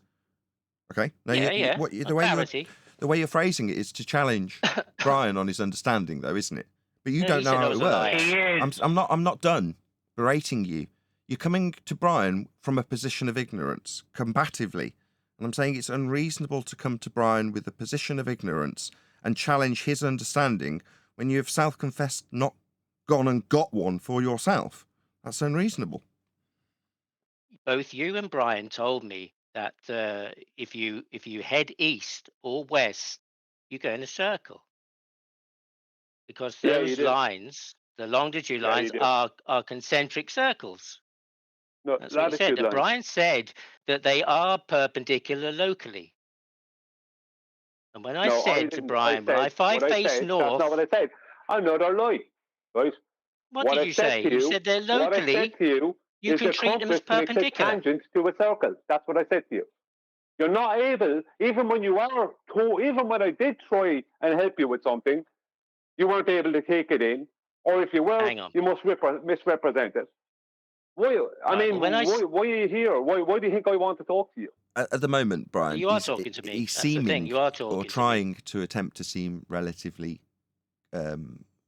what's the word? He's pretending to be ignorant, right? No, he's not But pretending to be also ignorant. thinking He's pretending to also have the thinking discussion. He has a point. He's trying to remain you were at least intelligent. You had it. semi-cordial, and he's not completely rumpusing everything everybody says at this stage. So, he's not Right. done anything egregious Listen. yet. The other day I said to Brian, if I'm facing north and I turn on my spot through 90 degrees and to face west, Nathan pulled me up and said, how did you get that angle? Yeah, that's a tangent. That's a tangent. Yeah, You're because turning on a point. where the On a point. because You're making a tangent where the latitude to a circle why? of latitude. Yeah. So you're saying he's not Okay. talking through me when I tried to tell him, and he's talking straight through me. So you're wrong. I understood. So there is a tangent there. What So did I say? one line. What did I say? What?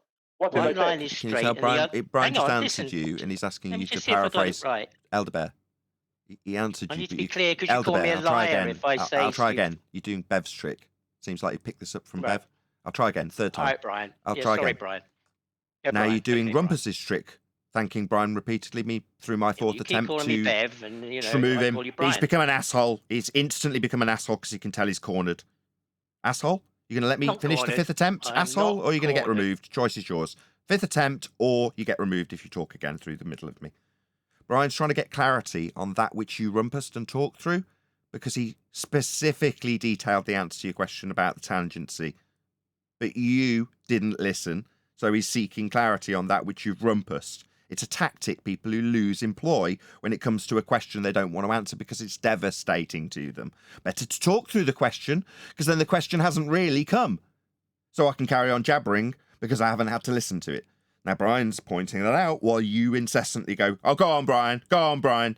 You've got your little tactics from me saying, oh, he seems to be reasonably affable. He seems to be amiable. He seems to be like he wants to learn. No, that's immediately descended into tactics, hasn't it? With you yammering through the top of things you've asked for an answer to while you're getting the answer. Brian's sick of it. Now, I wanted this to reach a conclusion where Brian's absolutely justified in that which he already knows for today's audience. So every day's new, and I welcome back the trolls. But it's just reached the point where you don't want to listen to Brian's answer. And you don't want to affirm what I've got to say in terms of, well, we must accept Earth's flat. You won't give me that, will you? Nah, because you're not here for that. Argue within the false dichotomy of flat Earth versus flat Earth and how it won't work flat. That's what he's here for. He's got his little MO. And any time anything comes that's devastating, north, south, east, west, you say, what's something that's going to only work with respect to a flat Earth, that we must accept to describe these cardinal directions, as you'll describe them. We accept Earth's flat. Zero. I won't get anything out of you, Ed the Bear. But what you will do is rumpus anything that makes you look stupid by jabbering through it. And Brian's sick of it. Yeah? He's only put it up with it because he knows I'm eventually going to step in, or I hope he'll assume that I'll eventually do what I've just done. Over to you, Brian. Feel free to give the audience, now there's been about 5 minutes of guff from me, justifying why you said, no, I don't want to talk to you. Yeah, well, I mean, I don't want to talk to Elder Bear because Elder Bear has proven himself to be dishonest. He proved himself to be dishonest twice in one day. So what is there to gain from someone who's dishonest? That means anything they ever say, anything that Elder Bear says from that particular day, which is like it was last Monday or Tuesday onwards, then everything that Elder Bear says from here on in, for me, is a potential lie. So nothing Elder Bear says holds any weight with me, so why would I want to spend time talking to him? He's not even able to represent what I actually did say to him. And I said it to him in good faith. I tried to, correct him on something, and I tried several times to help him out with different things, but he proved himself to be not interested in learning anything. He just thinks he has a point. He thinks that we're stupid, and I'm really stupid because he continually lies, and that that you can get through life basically treating people like dirt. No. Just before you hold on, before you appeal to his personal motivation against other people, his motive was made clear at the point that he said, on a flat Earth model, are we doing X? The moment he said that, you're like, that's what you're here for, right? You need to stack this up. And it's just beautiful that it happened. Because literally in the start of the live show, we were discussing how, no, our opponents will argue about the false dichotomies and how flights work on them. Enter Elder Bear. Does this flight work on a flat Earth versus another flat Earth map? I go, well, they're all flat. They're all going to work with the angles from... Did it get a concession out of him? No, because it later disclosed on a flat Earth model, how will this work? Because he wants to... What's the word? I never said that. You asked how a flat Earth model would work. I never said that. I never asked how a flat Earth model worked. I've got it recorded and live streamed. Now he's going to rumpus me. I've got it live streamed. The audience all heard it. I mean, I could seek affirmation from the audience that they all heard you stacking it up in false dichotomy by asking how it'd work on a flat Earth model. They've all heard it. It's live.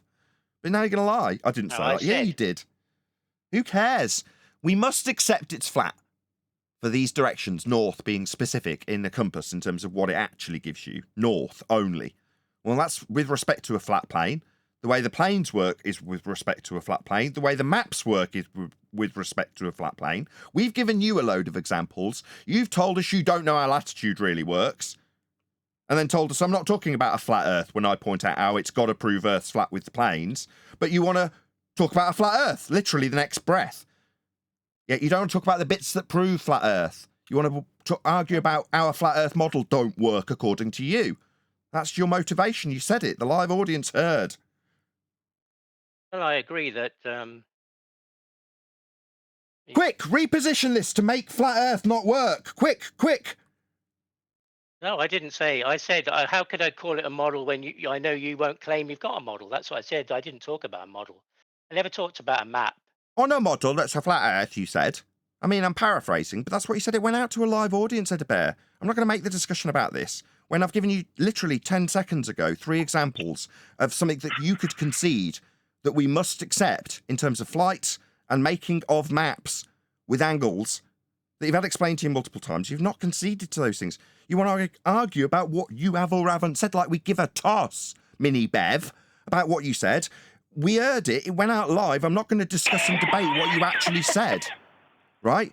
We care about how Earth's proven flat with the way the flights work. We care about how provable Earth is to be measured flat with the maps. You want to argue about how 2 maps won't prove a flat Earth model because that's how you stacked it up. I heard. I'm not deaf. Now, that's not an invite for you to argue about what you did or didn't say. Earth's provably flat with these examples that you must accept to argue us about how the maps may or may not be accurate, which is all you're doing. Earth's still flat in all respects. I never asked a question about a map yet. Yeah, you did. You're asking about how flight routes work. You're just a disingenuous scumbag liar at this point. Deny the very premise of the thing you've come in to argue now. Pathetic. I'll say it again because he's deaf. Nobody gives a toss what you said as an individual. The concepts of proving Earth's flat far, far outweigh you as one little man. We don't care. We heard what you had to Why say. am I good for your show then? Why am I good for your show? What's that about? No, you're not. If I'm such a, You got if I'm these such delusions of rubbish. grandeur, like Huh? you're really good for the show. You said You're it, not. Neil. Neil, you said it. You said he's good What's for the good show, about you? Nathan. I know he's What's good for the about you? show. How are you adding anything positive to Nathan's show? I don't know, because Nathan Exactly, just Brian. shouts at me every No, time. you're not. And You're you not do, adding anything positive. Brian, you do as well. You weren't listening, Brian. I was trying to clarify what you said to me, and you just got triggered and started shouting. You're a liar. Another lie. Look, you know what I'm going to do, Nathan? I'm going to solve the problem. Right? Well, I'm going to answer his original question. So he wasn't a question. He thought it was a gotcha. Everybody who's using a compass, including pilots, right, when they deal with north, south, east, west, they're always making a tangent to a circle of latitude. There's no other way to do it. That's what the crossing lines, north, south, east, west, right, X, Y lines are on the compass. You're making a tangent, whether you're in a boat, whether you're on land, whether you're in a plane. You're making a tangent to a circle of latitude. So always a tangent. So not east and west are only one. They're always like 90 degrees from north at that point. It's not like you can just fly in a straight line and expect to continue following a circle of latitude. But that's not what pilots do. Pilots and planes, they don't fly in circles of latitude. They don't follow circles of latitude. The straight line to a curve You have to line. level a to Los compass. Angeles, or they start following the circle of latitude? No, they fly in a straight line. But they will be referencing the latitude, but they'll be flying in a straight line. Problem solved. Latitude You to do have to level a longitude, compass, straight though, right, line Brian? meeting a curved line. Is that correct? Edabear, then John. Where latitude meets longitude, where they cross, it's a straight line crossing a curved line. Is that correct? That's correct, yes. At that point. Okay, Go ahead, John. so Hold on just one second, that's the Edabear. question. Just one second, Edabear. Go ahead, John. You have to level a compass, which means the compass is with respect to a horizontal plane. What the hell is your point? Yeah, I tried to get him to concede to Well, that earlier. Can we get What that about from the you? compass? We're I think talking we've about the given. latitude and longitude. So Not the we're compass. talking about directions Yes. that you talked about crossing in terms of pointing towards north and curves, crossing those lines drawn out from north. North, that you'll use a compass for. Now, Brian has been very cordial and given you quite a lot. I'd just like you to concede to John's point. Also, my point that I made twice earlier, you didn't concede to it. Could you I wasn't talking about the acknowledge compass. John's point, please? What was John's point again? I was a bit Oh, that's brilliant. confused. Can you repeat your point, John? That'd be wonderful. You have to level a compass, therefore a level is with respect to a horizontal plane. And what does that difference does that make? And that means you're done.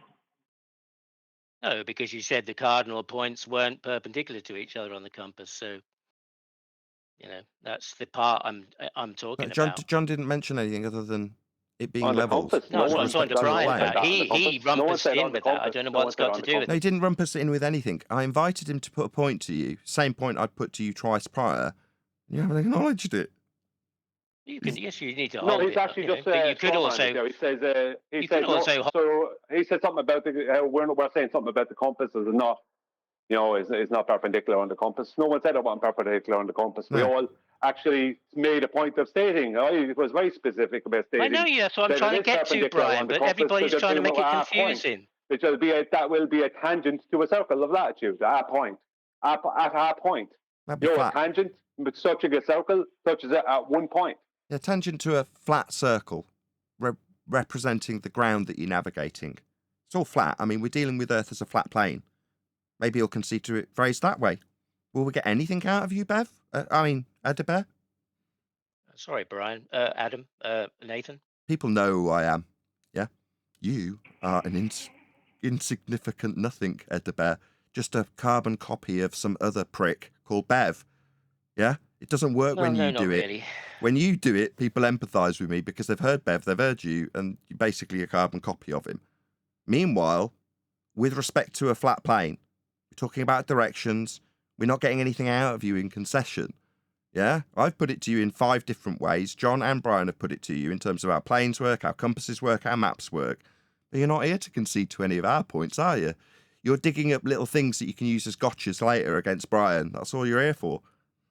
Not at No, all. that's what he tried No, at the when start. Brian's Nathan. talking, you don't have control of the noise gate. That's the problem. So you don't want it to happen. Brian. At the start, Nathan. So, At the start, Nathan. hang on, that's Brian, what he just a tried. second. Just let me clarify, Brian. I don't want you to call me Right, a he's liar. fighting the noise gate. He's figured out how my he desk thought- works, and he's going, if I can keep talking, I can keep the gate open. He thinks he's, yeah, okay, yeah, you have figured out how my desk works. Yeah, you can successfully Nathan, talk rumpus. to me. He can successfully rumpus you, Brian. He's figured out how my gate works. Clever. You said I was a liar, Brian. I'm just trying to clarify something with you. Yeah, you are a liar. A proven liar. He thought that when he could bring up flights going east to west, he thought that he had a gotcha, not realising that the same rules apply to the pilot as will apply to the navigator at the sea, or on the land. Not realising the compass is the compass. It's always making a tangent to a circle.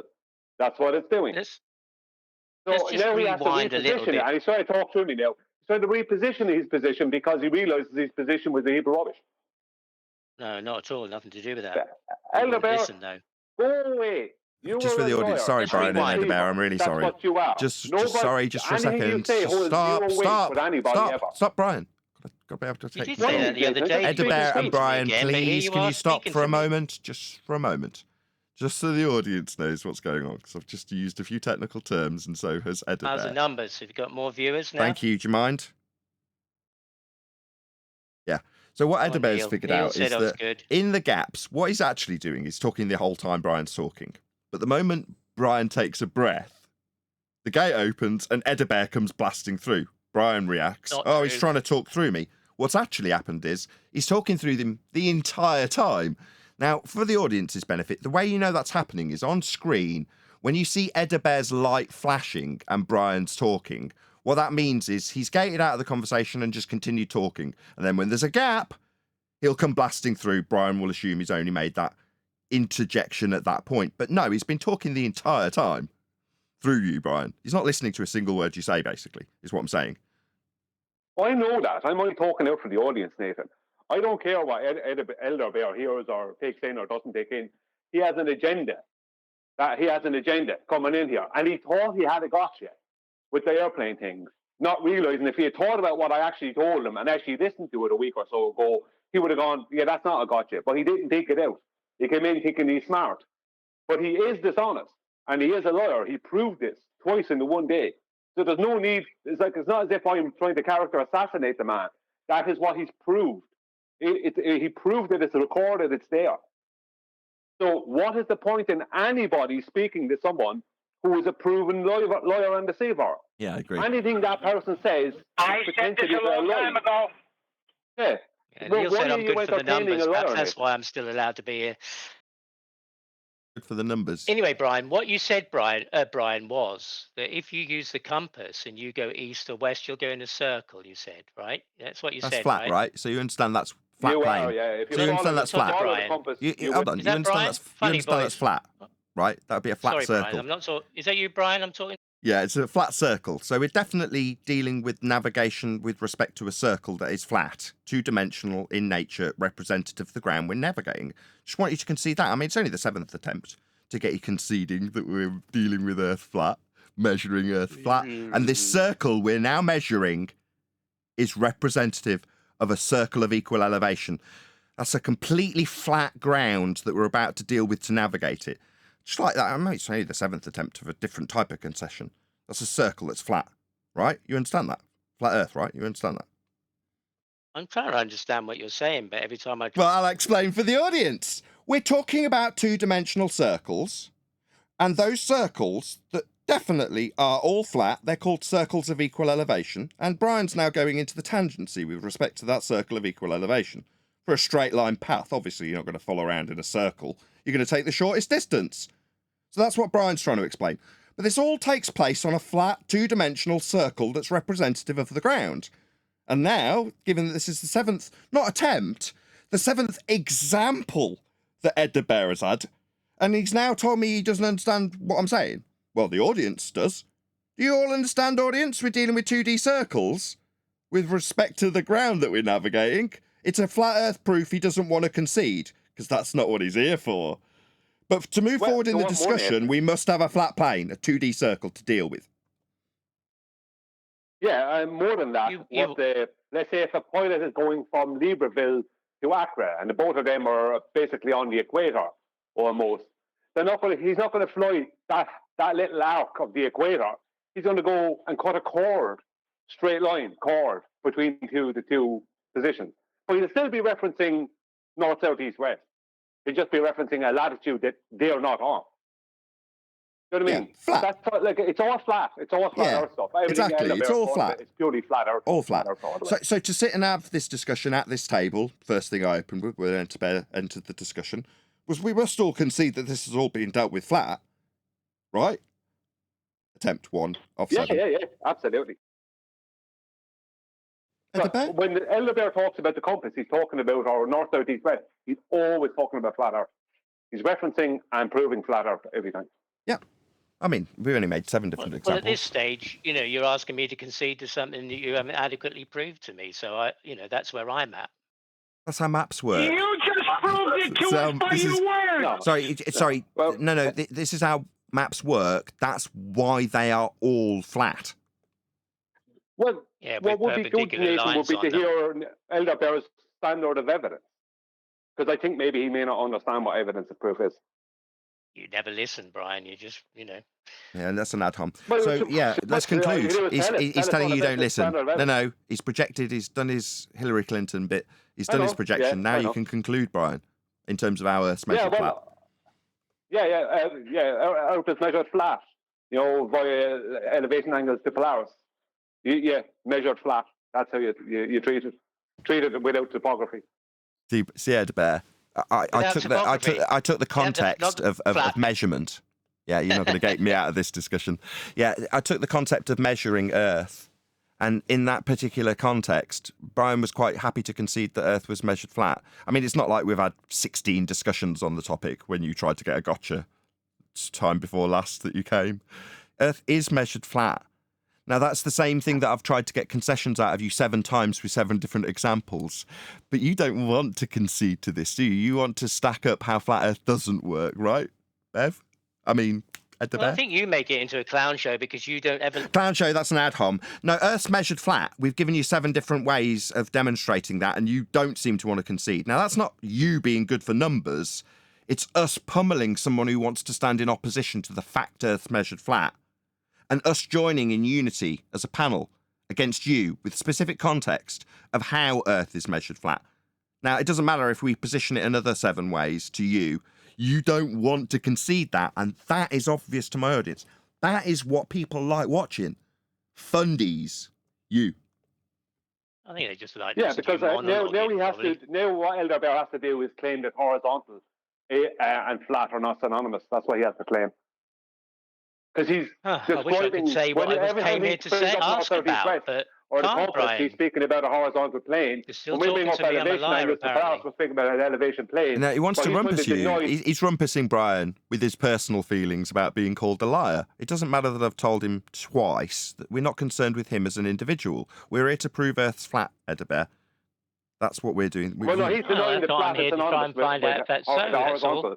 and flat are synonymous. He's denying that. I'm just trying to clarify whether it is, Well, he's just possibly. denying the flat and horizontal are synonymous. That's what No, you're not even listening, Brian. No, I am listening. You're denying the flats and, Right, are you and going to listen horizontal are now? synonymous. Are you going to listen now? No, Are you will gonna you give me a will you concede that we're definitely dealing with Earth as a flat plane in all respects, all 7 examples? Because you haven't conceded that yet. Can we get that first? Well, Brian said it's flat. So we go immediately defer to what Brian's saying when I'm asking you, Edinburgh, as an individual, your personal opinion. You made it about your feelings and being called a liar. You concede and understand we must deal with Earth as a flat plane when we deal with these 2-dimensional circles, because that's how mapping works. The flat maps, that is, because they're all flat. That's how we deal with them. These are prerequisites. They're not debating points. You just don't want to concede to facts of 2-dimensional circles representing the plane that we exist on and navigate. Yeah, you don't want to concede to those things. I don't know why. 7 different examples hasn't got a concession out of you, but you want to ask about how Brian's going to deal with this. I'm asking you, Edinburgh, to concede that Earth's being dealt with and measured flat in these examples. All 7 of them. That's what we got. Can't do it. The audience knows, because I've told them on multiple occasions, how we will deal with Earth as a flat plane. Brian's gone through examples of how an aeroplane deals with Earth as a flat plane. John has gone through examples of latitude being examples that only work on a flat plane. I have gone through them, summarised them with you multiple times, Edda Bev. And you don't want to concede to that. You're telling. Yeah, we'll get the opportunity, because of your denial of them and failure to concede any of these points, to reiterate them with more and more gusto. That's what my audience wants. They don't want to see you. Your delusions of grandeur are pathetic.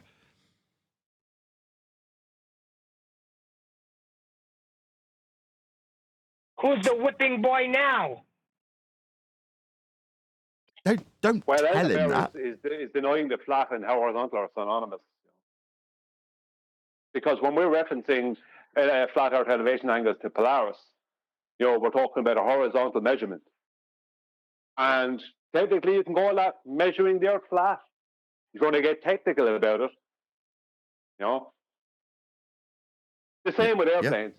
They're doing the same thing. Because no topography has been taken in, no elevations are taken into account. No elevations of the land topography taken into account. Now, Elder doesn't want to concede that, but yet he wants to talk about horizontal planes of the Earth all day long when he's talking about compasses and latitude and longitude and north, south, east, west. That's all based around a horizontal plane. But he doesn't want to concede that he's talking about a flat Earth. Yeah, they want to use the flat Earth, but they don't want to concede the fact that they're utilising the flat Earth. To quote refracted curvature, those guys need a flat Earth more than we do. With that, I'm going to say, if you are watching this on either Nathan Oakley 1980 or Nathan Oakley Premiering streams, then stay tuned, as there will be an after show to follow. Somebody who's challenging you, what is your standard for what is? Exactly. What is your standard of evidence? What is it? Well, you're making a challenge, so what is your standard that you're challenging our standard with? He has no standard. Same thing with Whitsitt and the ether. Well, he's proven that he doesn't understand celestial navigation. So how could he understand whether it's proving something or not when he doesn't understand the process? Well, basically, in other words, what he's saying is, why would you engage with someone who has no standards? Go on, George. George, if you're doing this observation, and the boat is in front of you, between you and the angle of the star, you can't do that anymore because there's an obstacle in front of you. Not flat anymore. That's what he's saying. You take the measurement to Polaris or to Polaris GP, regardless if there's an island in front of you or a continent in front of you, that angle is flat. That baseline to the GP must be flat, horizontal. Yes. Yeah, he's part of the not flat group.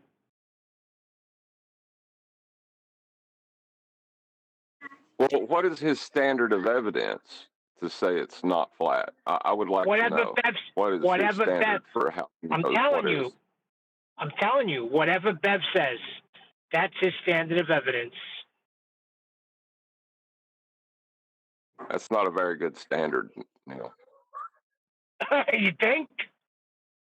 We didn't cover this video. Do you want to do a bit more of this video? Yeah, when it's time to concede, he just goes to take a poop, like Bev.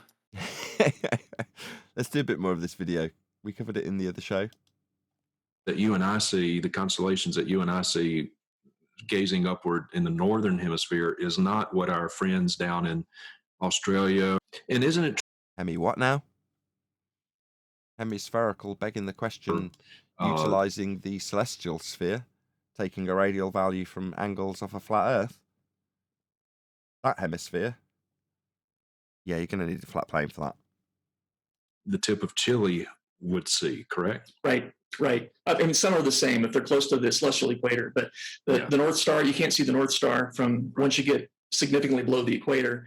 The North Star is not exactly at the North Pole, so you could see it on the equator at certain times, and there's atmospheric refraction. But once you get down to Australia, you cannot see the North Star. Yeah. And the flat earthers will say, well, no, that's because it's too far away now, because they imagine the stars are relatively close. That's not what we say. What we say is that it's once you go past the equator, you don't have, it has reached 0 degrees on your angle to it. You Yeah, can't that's see not it 'cause really it's a. reached 0 degrees. Now It's at not really a 180 claim. degrees to you. It's a statement of fact used in mapping. Yeah, it's 180 degrees to you now. It's a straight horizontal line. You can't see. You can't take an angle to something you can't see. Yeah, they've taken that measurement and inferred a minimum and then said that that's the edge of the sphere. Therefore, when you go past the edge of the sphere in their paradigm that's taken those measurements of the angles receding of Polaris as you back away from it, and then inferred that it's only ascribable to a cause and effect relationship that has you moving over a curved surface. You're like, no, your curved surface came from angles to that light. That you're saying I'm now travelling into a different hemisphere that's a surface? No, the angles will come from hell, go through the surface that's actually a protractor, to what you could describe hemispherically in terms of the representation of the angles you get from your view in a Polaris-centric system of mapping. But that's all flat Earth related. But he's going to now say, well, in a false dichotomy, I ask you, a flat earther, why Polaris disappears. And you're like, I don't know why it does. It just does. And the fact that it does, because it's in a fixed position above a fixed piece of land, is useful for mapping. And that's how we map the world flat. But why have I got to explain why it does that now?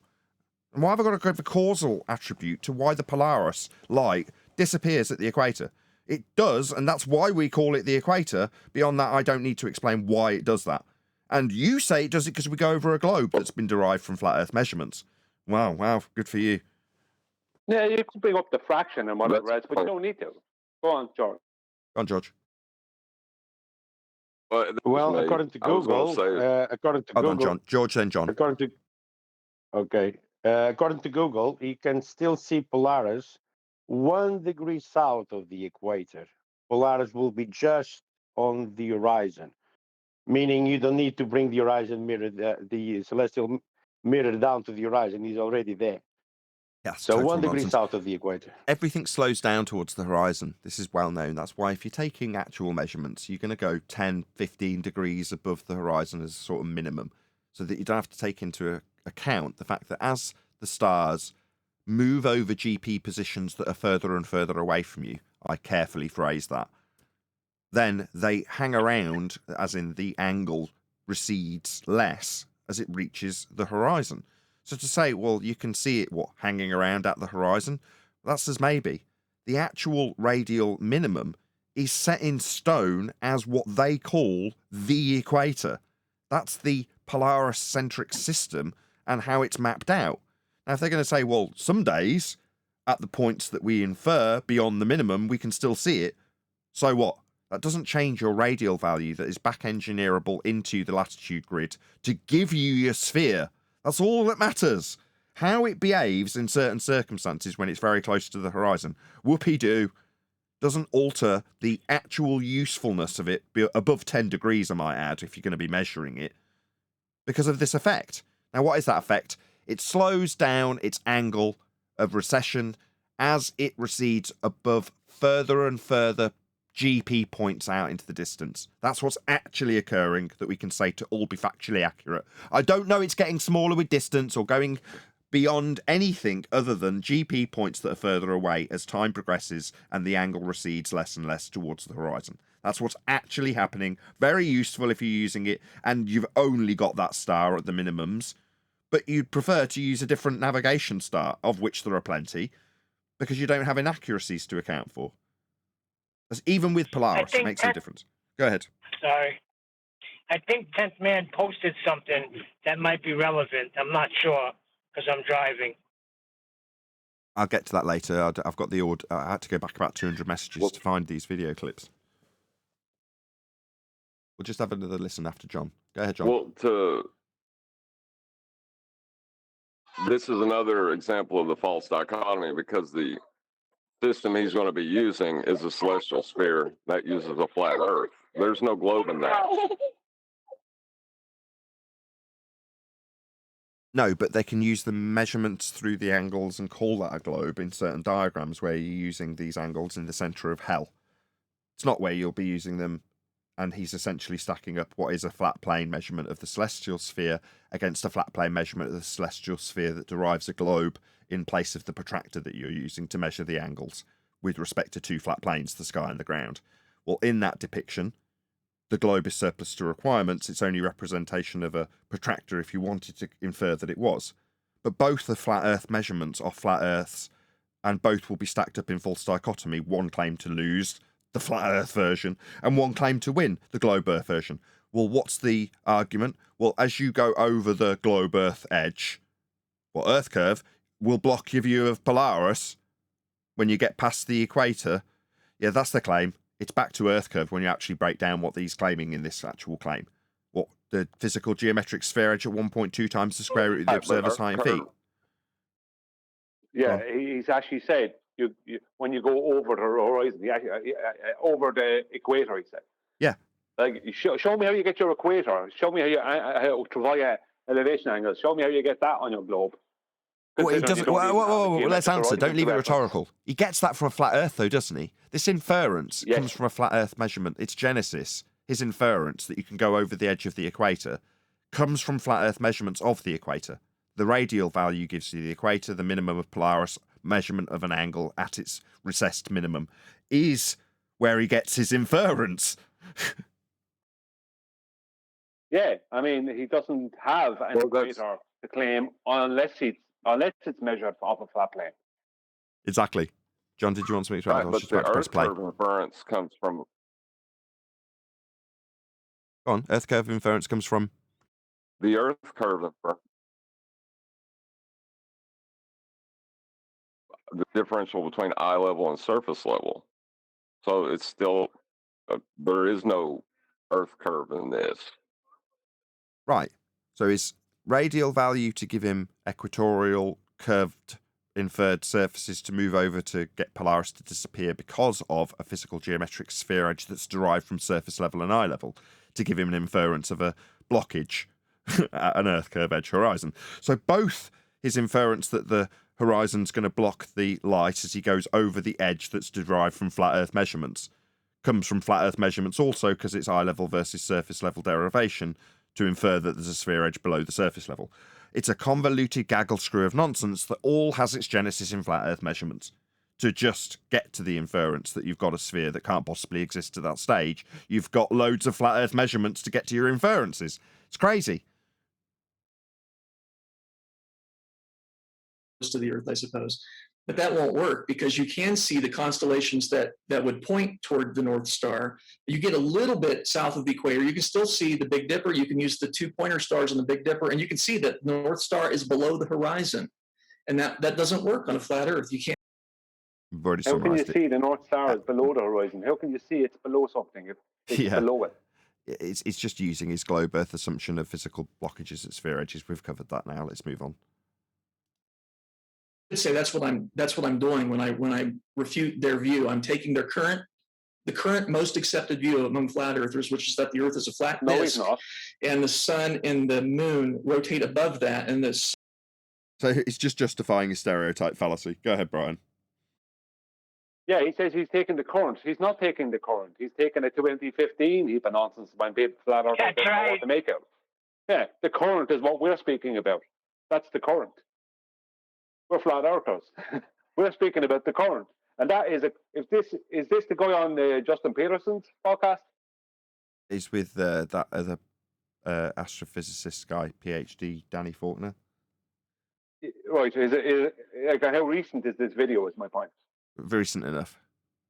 Yeah. Well, the current has been the current since 2021, so at least 2021. So no, he's not referencing the current stance. Our current stance. Our current stance is equal to the celestial navigation stance. Sun casts a shadow, kind of like a cone, on the surface of the Earth, and moves around like that.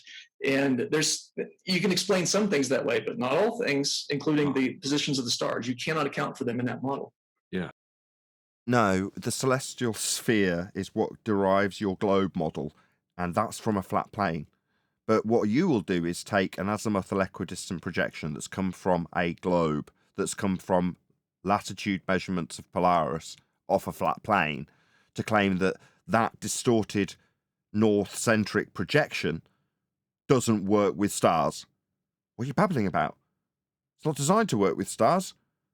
It's designed to be an effective clock above the land in terms of the sun movements. That's all that projection is useful for, if you call it that on the Gleasons. But that's not its purpose. But what do the stars work with? Well, the equatorial plane, that's a flat Earth, giving you measurements to all the angles. That's a flat Earth. And the equatorial plane will dissect through the centre of a sphere Earth if you're going to infer one, and have you standing measuring these angles off the equatorial plane in hell if you infer that the globe's even involved. I mean, it's getting in the way of your measurement if you're going to put it in the description, but that definitely works with how the Earth is measured, flat, for you to infer that you've got a globe wrapped around your position that you measure from. But you're going to tell us how the azimuthal equidistant bubble in a sky vacuum doesn't work with the stars? What a crock of shit. You can't account for the seasons. Right. Eclipses, as you were talking about earlier, is just... I mean, it can't account for the seasons. This is just throwing out baseless assertions. Yeah. I'm throwing out baseless assertions, and my guest's nodding. I'm just kind of amazed that we're even having this conversation. I'm amazed that you've said who isn't capable of explaining the seasons, in what context, and if you're going to infer it by stereotype or straw man, what model that you say won't work with what seasons that you're describing in that model that is what our representation. You just said they just can't explain the seasons. Who are they? Not too infrequently. I get emails from people calling me a false teacher because I'm one of those ball earthers, they say. You know, you're a ball earther. It's like, well, I guess. Yeah, well. Yeah, you are. Yeah, I am. Yeah, you are. Just as Job was. Job? Job was a globe earther? What? Whoa, wait a second. What did he just say? Yeah, just as exactly. Well, Job was a globe earther. Are they going to show us where? Or you're just going to say it? Is a change in velocity because you're changing the direction. And you're constantly doing that. And so when you're doing it with Earth's ocean... Show. Prove it. No, the motion comes from a derivation of heliocentrism, the Copernican model that puts things into orbital motion. That came from flat Earth measurements of the angles to the stars. That was the starting point for that also. Outside the box thinking doesn't put us in motion. Oceans, for example, how long does it take to completely change the direction of the ocean from this way all the way around to that way? It takes about 12 hours. So if they were to do that accurately with their tennis ball, they should put the water on it and take 12 hours to turn it. Right. Okay. Oh, wait a second. Wow. So what you're saying You is... can't put the water on it. So that's the problem. He thinks that a comparison to his globe Earth in a sky vacuum with water stuck to it, not having any centrifugal forces flinging it off, is equivalent to a ball that's turning over a period of 24 hours. In your globe Earth model, you've got a rim velocity at the equator of 1,000 miles an hour. Utterly absurd. The 1,000 miles an hour is a derivation of measurements of a flat Earth inferred by Copernicus. So you're going to give me this rim velocity of 1,000 miles an hour that's coming from flat Earth measurements of the stars to infer orbital motion to better describe predictive descriptions of when Easter will be. When you add ellipses and all of the motions that you will infer that give you these speeds and rates and changes, that you're then going to say aren't going to be noticeable because it's the equivalent of a ball, tiny in size, turning in front of you over a 24-hour period? Definitely not. Your inferred measurements of a sphere from a flat Earth actual measurement have a rim velocity of 1,000 miles an hour. It's just another absurdity that you can't overcome when you reify this mathematics taken from flat Earth measurements into an actual sphere beneath your feet. Because it's not the velocity, it's the acceleration. It's the acceleration is what causes the water to change direction. That's the key. So he's suggesting that the velocity of Earth in terms of the acceleration that nobody's ever experiencing is the things that's giving your oceans their tides. Is that what he's suggesting? No, well, he's incorrect in that. It's the moon in their rhetoric. It's the moon. No, this is a circular speed he's going, which can be described as an acceleration. So he's incorrect there. Yeah. You got rate of change of speed of direction as an acceleration. I mean, you might have a constant velocity, but you've got rate of change of the vector you're going in, because you're going in a circle, aren't you? Not a straight line. Right. That can still be described as an acceleration. What's he? Well, I missed the power clear, Nathan. What was he saying? Sorry. Let's just listen to the rest. But the fact is, in an airplane, I fly quite a bit. If you drop a ball in an airplane, it doesn't go flying back because I'm moving at 600 miles per hour. But from my vantage point, it goes straight down. Right. Now, somebody watching the plane from outside would watch both me and the ball, and they would say, no, the ball is following a parabolic trajectory. But from my standpoint in the plane, it seems to fall straight down as if I weren't moving at all. But I know better. I know that I am moving. It's no different on the surface of the Earth. You drop something, it doesn't go flying back. It moves with the Earth because. No, that's completely wrong.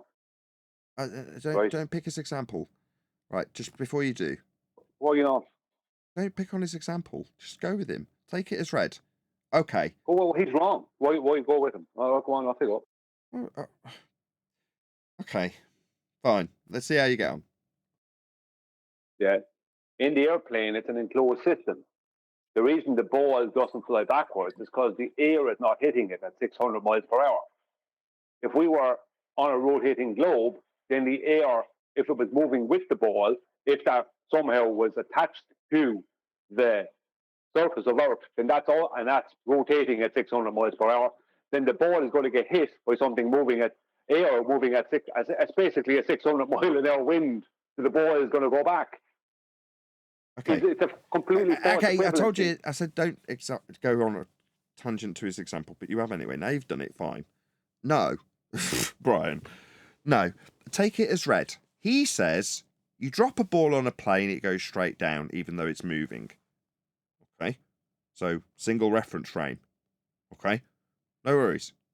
Then he examples someone watching it and suggests that someone watching it would have a parabolic maneuver. And you're like, oh, okay. So you've got a vague idea of how Coriolis works to incorporate this discussion into negating Coriolis effect. Because he then says, on Earth, the atmosphere moves with the Earth, so the ball goes straight down. Oh, really? I'll take it as read. You say, no drift, no deflection, no Coriolis effect. What is that you say, my friend? You sound a bit like Simon Dan. You and your reference frames are ruined. No drift. So, when Neil deGrasse Tyson describes how Earth turns underneath the football to cause the goal, you're saying, nah, no drift. It seems like you're a heretic. You're in defiance of the claim that we have 15 degrees an hour drift. What's that you say? No, no, no. You don't understand how it all works. They are cemented together as we turn by pre-assumption. No, my friend.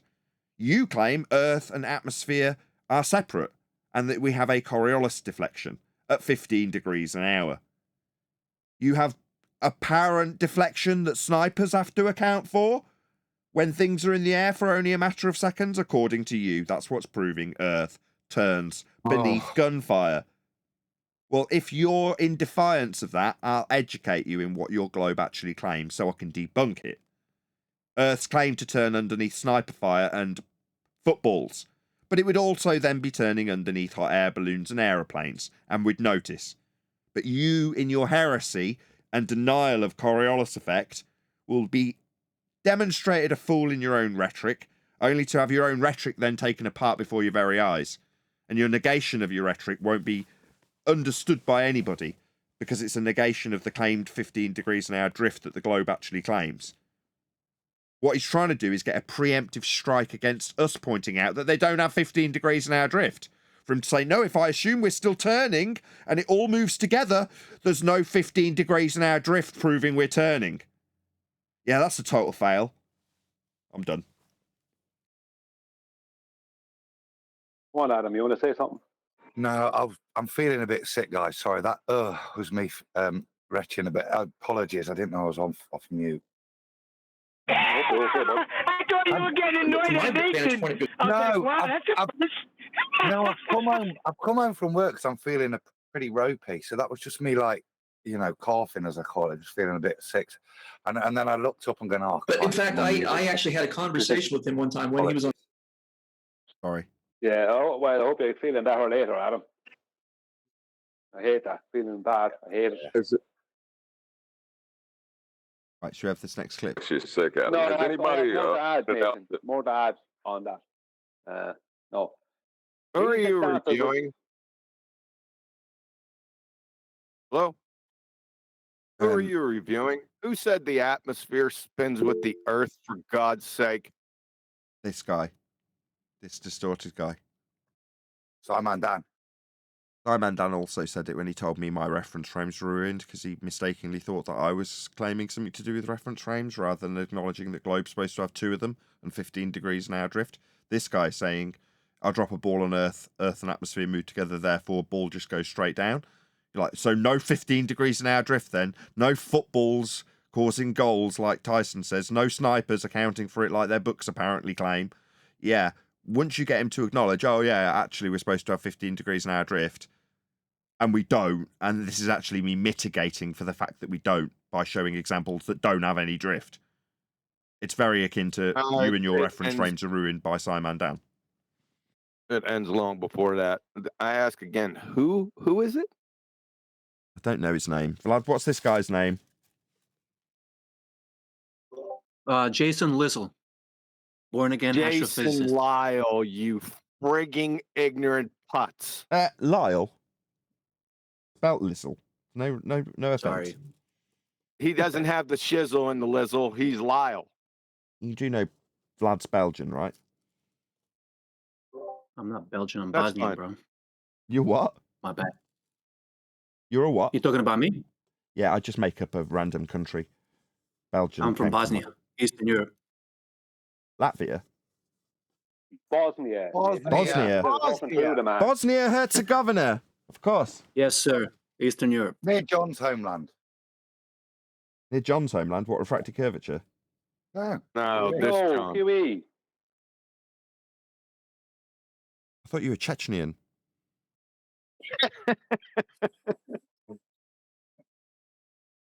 No, Jason, just go back. Why are we still dealing with this in 2024? Jason Lizzle Manizzle? Schnizzle. Manizzle, yeah, he's Manizzle. So, number one, why even go that far? Number one, this is like teaching trig to a 3-month-old. So, Jason Lyle, first of all, you're treating the atmosphere, which is a paradox itself, as a single entity. It's not. All right? It's an inhomogeneous anisotropic mixture of gases. Number one. Number two, that's a second law of thermodynamics violation. Gases aren't increasing entropy. Number three, a retard in second grade can walk outside and feel east, south, and north surface winds. That same retard can look up in the sky and look at different levels of the atmo and see clouds going in different directions at different elevations. And I realize the clouds aren't gas, but guess what pushes those clouds? Gas. The atmo. This is retarded on so many levels. There's like a 10 echelon retard level. You're a putz and a moron. That's it. And he's got a horrible mic, which, to be honest, sits above all of those things in terms of how egregious that is. You're saying you can tolerate heliocentrists with good sound? Yes, exactly. You can talk shit all day long, but if you've got bad sound. He also said that Job believed that it was a globe. Oh, Job was a glober. That was the best quote. Yeah, I want to see it. Show me in scripture where Job calls it a globe. Job's a glober. Yeah, Job's a glober. Job is a globe. Globe, says Job, according to this man. I think he's pronouncing it wrong. I think he'll find it's actually Job.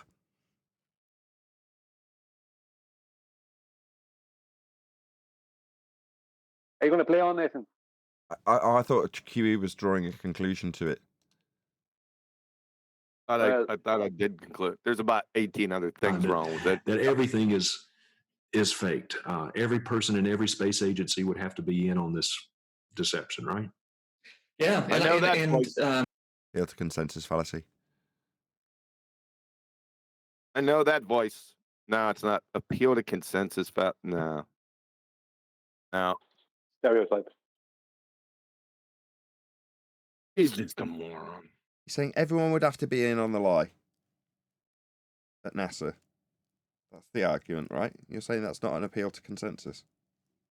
Yeah, but can you No. be in on a lie without realizing it's a lie? It's not. It's not an appeal to consensus of what? NASA employees? Yeah, he's saying because they couldn't possibly all be lying, it's therefore not a lie. So therefore, because the masses at NASA couldn't all possibly be in on it, I would call that an appeal to consensus. But I'm having to put in a few fillers to get there. Appeal to majority, maybe? That's the isn't same. Appeal to majority is appeal to consensus. Incredulity. No.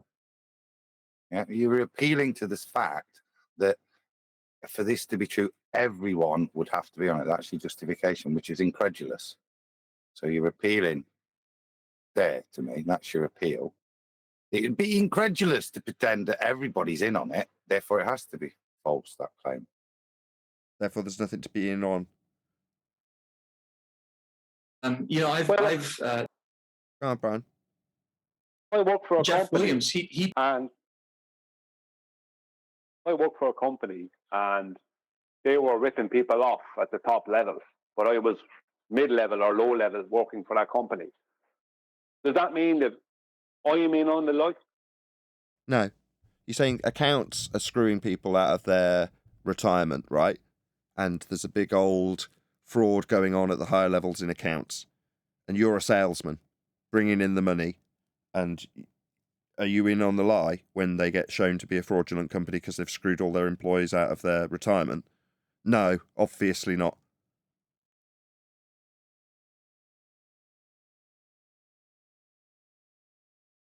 But if it all fell apart, you'd be probably screwed, even though you had no part of it.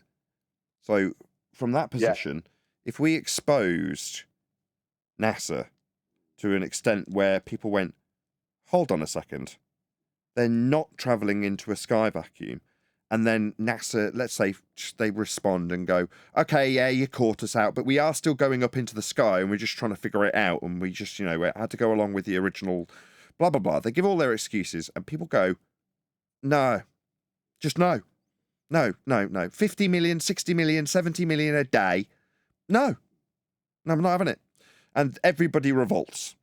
Just for an extreme example. That means that every employer at NASA probably gets turfed out on their ass, right? And they're a major employer. Now, that's sad, isn't it? It would be better if their endeavours were realistic. Now, maybe lots of NASA endeavours are real, and I'm sure they are.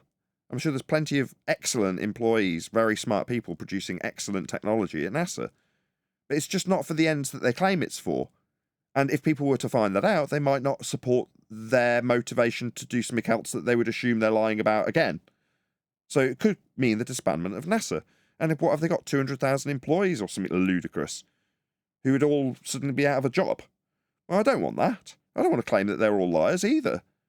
Astronauts are liars because they're not in a sky vacuum. And that's the whole premise of NASA and what they punt as an entity. He took me on a personal nonsense. It's just a second law of thermodynamics violation. Yeah, there is no sky vacuum for NASA to be in. tour of NASA in Houston, and it was one of the highlights of my life. It was a blast, and I got to meet all these wonderful people. These are not these are not demon possessed charlatans that are out to fool us. These are people that are doing good science. NASA is very transparent in terms of good science. You can go and watch. I've seen the space shuttle launch. I've seen it go into space. I've seen it go into. I wanted to have his example on top of it. They do good science. I've seen a rocket go up. That was the example straight after. How many of us flat earthers have accused the employees at NASA of being demon possessed? Of being demons? Absolutely not. I'm sure they're absolutely outstanding employees. All of them have got punch cards that they keep up to date. I bet very few of them have sick days. I bet they all love their job and boast about it to all their family. I bet they're very proud about what they do. and how it represents their country.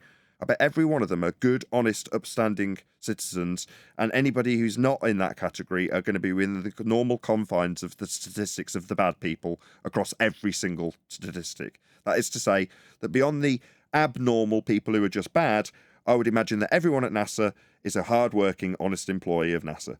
That's what I would assume of them. So we've got to change our position then. Let's go with Neil after Adam, who was making this point. Go ahead, Adam. We have to change our position as flat earthers and recognise that these people aren't worshipping Beelzebub during the lunch break. I don't think any of them. I would imagine that the majority of them, given that it's based in America, are Christian, or whatever denomination by the populace proportionalisation of each of those individual religions in America. In other words, they're just going to be as normal and as upstanding as any other American citizen beyond their being proud of what they do because they're working for a well-known company. Unfortunately, you have flat earthers that go to neighborhoods where NASA employees are and yell at them. So they do give us a bad name. They're certain idiots. flat earthers. Who's doing that? Well, then they're stupid.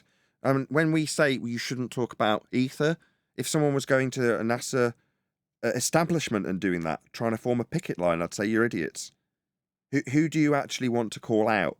The people who you know are lying. Because beyond that, the first thing that Math Powerland, for all his discredit that people try and paint him with, no pun intended, one of the first things he said about NASA was, no, they're not all lying. It's compartmentalized. The left hand does not know what the right hand is doing. So for the guy who's producing a piece of technology, he's testing it, making sure it works, and then shipping it off to be put onto the rocket and sent into space. So does that mean that he has sent it to space? No. It's compartmentalized. It doesn't mean that anybody's willfully deceiving anybody other than astronauts, the people who say they're going to a sky vacuum. That's it.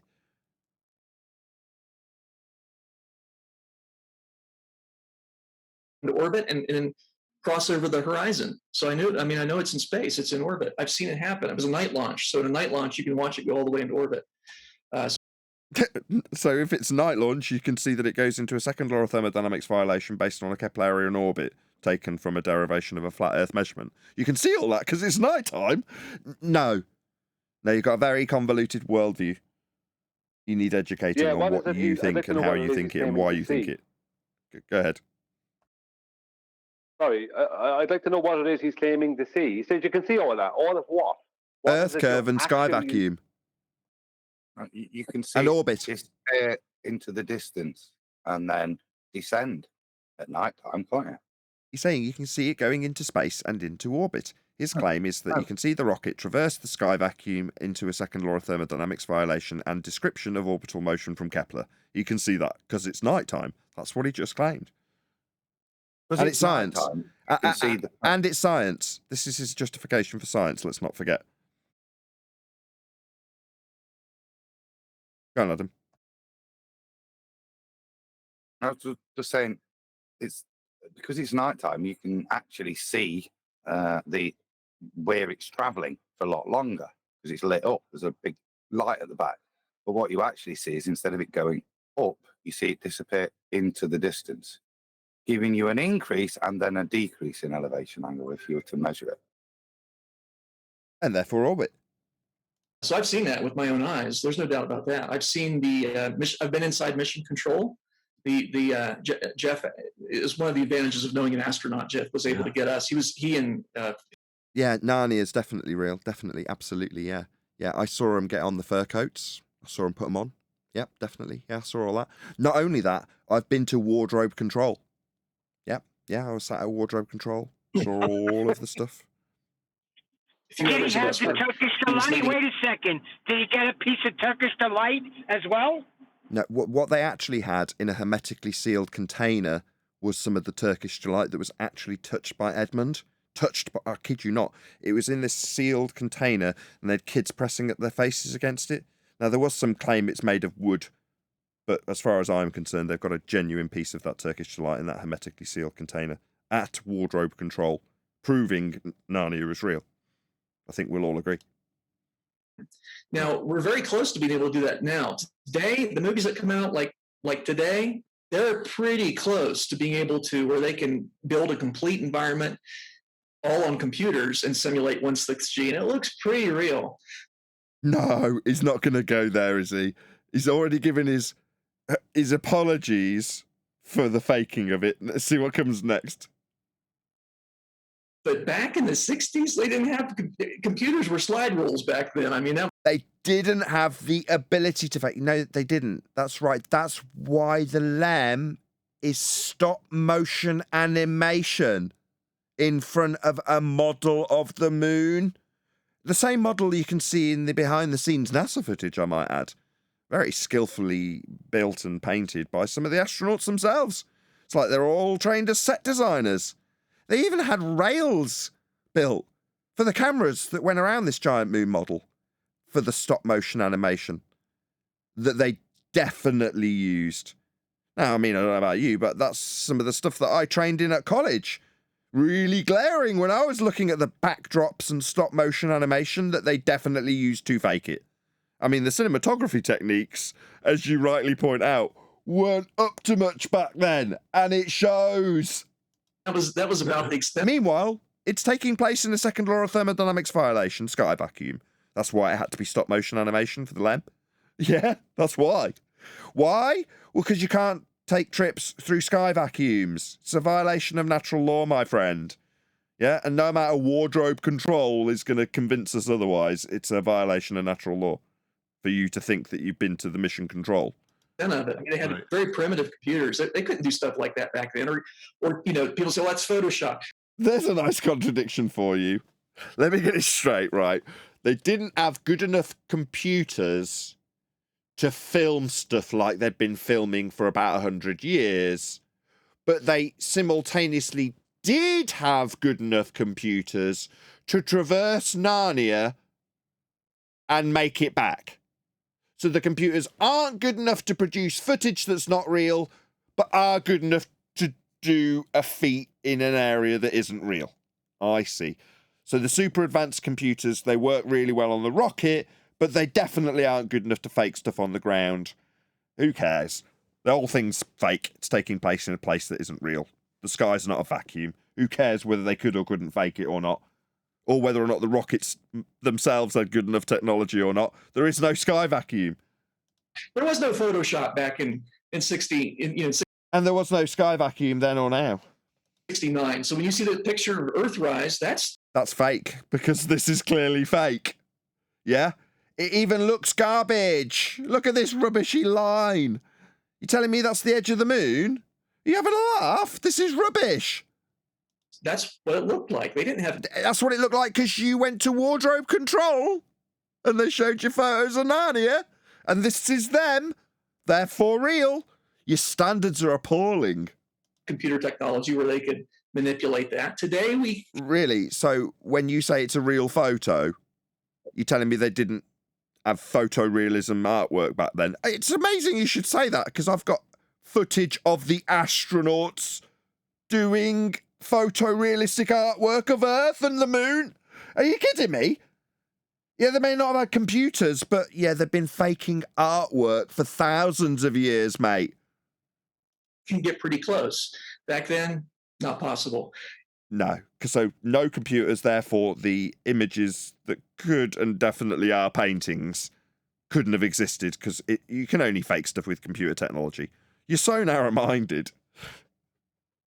Well, two of the astronauts were photorealism painters, and they specialized in photorealism paintings of heliocentric space. Yeah. You had Peter Bean, and then you had Michael Collins after him. That's the footage I've got of Michael Collins doing a giant picture of the moon. Just sitting there with his paintbrush. You're like, that's an astronaut. Yeah, I reckon that the Blue Marble was painted by Peter Bean. Because I think he used to I remember there was something where he liked painting the globe from space or something like that. And that Michael Collins liked painting the moon. I'd say they just probably, whichever one was best at whichever one, that's who painted them. But Peter Bean was definitely a photorealism painter, and I'd say he's the one responsible for painting the blue marble. The people who take the piss out of the fake moon landings are videographers. There's a reason why you've got it taking the piss out of in a Bond movie and taking the piss out of on South Park and taking the piss out of Family Guy. Because these people are videographers. So I'm not saying I'm a videographer, but I did do a certain amount of technical theatre and work with cameras and lenses and lighting and set design and stages and backdrops. So if you've done even a modicum of that amount of work, or that type of work, I should say, then you're going to spot all of those things instantly as soon as they're presented to you without rose-tinted glasses. That is to say that you can look past, and even if you are trained, some people can have their rose-tinted glasses on so strong that they will see past all of the things they've been trained in. For me, it was really obvious. Second I came to Flat Earth, I went back and looked at the footage of the moon landing, and went, my God, what a joke. This is all the stuff I was trained in at college. Model making, backdrop making, set design. It's all obvious. It's really glaring. Why? Well, because the cinematographer techniques have improved over the years. So you can make those rough edges disappear with modern technology. But back then they couldn't. Back then you could see a distinct line between the sandy grey gravel and the backdrop they'd painted and where it met on the stage. Now, they'd probably do a lot better job these days. But they didn't. They hadn't. We've definitely not been to the moon, and I wouldn't use that as a standard to debunk it. Maybe 10 years ago. These days, you're not travelling to sky vacuums.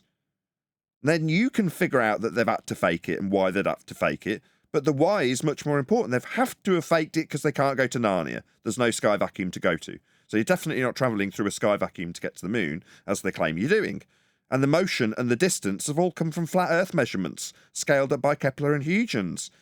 So if we can debunk your claimed distances and travel arena, that's sky vacuum, then everything else automatically becomes fake.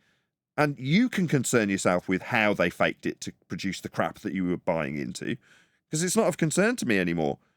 I mean, even back 10 years ago, it was really obviously not real. But without knowing that the sky wasn't a vacuum, that was the standard back then, and it was okay. I don't even need that standard. You figure out why they'd have to put backdrops in and use stop motion animation with the models coming from moon with their jerky rotations, with a clear picture behind them. It's a laughable joke, the moon landing footage. Yeah, I mean, when it comes to cinematography, the background is not the action. Same as on a stage or a play. The background is not the action. It doesn't have to do anything. It just has to be there. And for people to focus on what's going on in the foreground, because everything to do with film is in the foreground, isn't it? Now, these days, obviously, there will be small little things. Obviously, there's movies where they'll use the background a bit, something happening in the background on purpose, blah, blah, blah, maybe a Quentin Tarantino or something like that. But generally, the background, especially back at that time, is not the action. Do you know what I mean? The action is the foreground. And that's what people, and what was being said in the foreground by people like Neil, what's his name? Neil Armstrong and Buzz Aldrin. That's the foreground. That's what people were watching. That's what people were focused on. Yeah, like they weren't a magician. Focused on what was happening in the background. They've made the background was the moon, right? And the wave of the magic wand, the magician's trick, is to make the moon landing about something other than the title, like everything. Put the thing that's the embarrassing truth on the cover of the book. Because what is the moon landing about? Is it about landing on the moon? It's more about the journey, isn't it? About their strife to get this machine to be able to get them there and get them back. That's really what the story is. Apollo 13 is the major motion picture success based on that journey. And they didn't even make it there. Because the journey itself is washed away in tedium with them playing golf and discovering nothing. Barren land. Now it's about him getting back, and will they make it? Because that's the much more exciting part of that particular story, which is all it is. It's a story about a trip to Narnia. Yeah, and what they did is when they reached Apollo 17, the story, the conspiracy that was put out, and I'm sure it was put out by NASA, after Apollo 17 is, why didn't they show us what happened when they went to the moon during Apollo 18? You know what I mean? They made a horror movie about it some years ago. So nobody knows what happened in Apollo 18. Nothing. Just like happened on all the other ones. They'd have had Apollo 18 if they didn't have enough B-roll footage to scrap together another mission. If they thought that people would be interested in it, they would have had it. But it didn't make any sense for them to have an Apollo 18. The ironic thing is, cancelled due to lack of public interest, wasn't it? Yeah. Even The Simpsons years ago, like I remember Bart and Homer fighting to get to the cable, to pull out the cable from the back of the television so they wouldn't have to see another boring NASA moon launch or whatever. No, it's the remote. They fight over the remote. So whatever. They fight over the remote. The remote swaps the channel and the batteries pop out, and it goes onto a channel that's showing NASA and another rocket launch. And the announcer goes, "On board today's launch, we have a mathematician, a statistician, and another mathematician." And Homer's like, "Get me the remote!" And Bart's like, "Get me the remote!" And they're trying to get the batteries back in because it's so boring. And they're like, "Not another boring space launch!" You're like, that's part of the propaganda. I mean, make this assumption. I'm just going to say it. Simpsons is part of the propaganda. It's just a propaganda tool, as far as I'm concerned. So telling people that the space travel is boring is so that people stop paying interest in NASA. Now, it needs to be there to prop up the space line. It needs to constantly be churning out stuff. But you want people to know it's there. If you go and have a look, it's all bang up to date, but not care because it's boring. Space is boring. You're like, if space was real, it would be the most exciting thing. And that's why so many filmmakers make so many movies about space, because of the exciting potential it has. And it is, but they themselves want to make it boring and put propaganda pieces out in things like Simpsons to tell you that you should be bored by this. Because that's how I see Simpsons, telling you that it's boring. Yeah, I agree. But they're also, see, within their propaganda piece, they have to also admit something, and that is that it's super boring. You know what I mean? They have to admit these moon launches are a load of boring nonsense. The first one was like a big deal. After that, though, it became very blasé and boring, which is why they had to have Apollo 13, maybe not make it back. Then what happened in Apollo 18, the one they didn't tell you about? You know, it's all a load of nonsense because there's nothing to show. Because they have to keep it boring. All the footage they have, all the things they do, they have to keep it as boring as possible. Because keep the lie simple and keep it big. Right? Remember, Goebbels was referring to something when he was stating that, referring to the lie of someone else, Joseph Goebbels. Right? Keep the lie, I think it was Goebbels, keep the lie simple and keep it big. And that's what they have to do. Exciting is not going to keep it simple. Sorry, Neil. It's big enough to have all the pastors of the so-called Christian churches mesmerized. I just seen a video where a pastor said, "Every time I see the word firmament, I'm going to put the word space in there." Well, they're not pastors, are they? Fine. Yep. So let me get this straight. You got a PhD astrophysicist justifying moon landings, ISS, whatever, due to the lack of the ability to fake it? Yes. Is that what we got going on here? Precisely, yes. It's actually easier. In 1960s, it was actually easier to go there than it would be to fake it. That's the bottom line. That's ironic. Oh my God! Still? And it Go where? It would be easier to go where? This is the thing. To the place they pre-assume exists? It's easier to go to Narnia than to fake Narnia. That's his argument. See, the Milky Way galaxy is 100,000, roughly 100,000 light years in diameter. Yeah, you'll need a flat Earth radial value to superimpose onto Venus and Kepler's third law of interplanetary motion to give us those distances in light years. Just so you know, you'll need a flat Earth for that. It's probably a little, around there. Yeah, it's 80,000, maybe 100,000. Yeah. Based on flat Earth measurements of angles to stars and radial value derivations superimposed onto Venus and Kepler's third law. Yeah. About 800, maybe 100,000. And we don't even know. Diameter. how many? Do we have any estimate of how many galaxies there are in the known At least universe? 100 billion. At least 100 billion. Yeah, and that comes from I can do that too. What's the next number after a million? Bigger than a million? A billion. Doesn't A matter. billion. The Bible clearly states it. Oh, you're ruining my joke. At least 100 billion. At least. Bible clearly. Oh, hold on. The Bible clearly states what, Neil? 7. It says 7. Does it say 7? Billions of galaxies. Don't you see it in the Bible? It No. says he created the sun, the moon, and also the stars. Okay. You don't see all the galaxies there? No. Well, Stars. what we have here is a failure to communicate. Galaxies mean something very specific. images like the Hubble Deep Field where they know how they count the number in this section of the sky and then extrapolate. By extrapolate, you mean colour it in. They count and then they extrapolate. So a lot of calculation then. So there's at least 100 billion in the visible universe.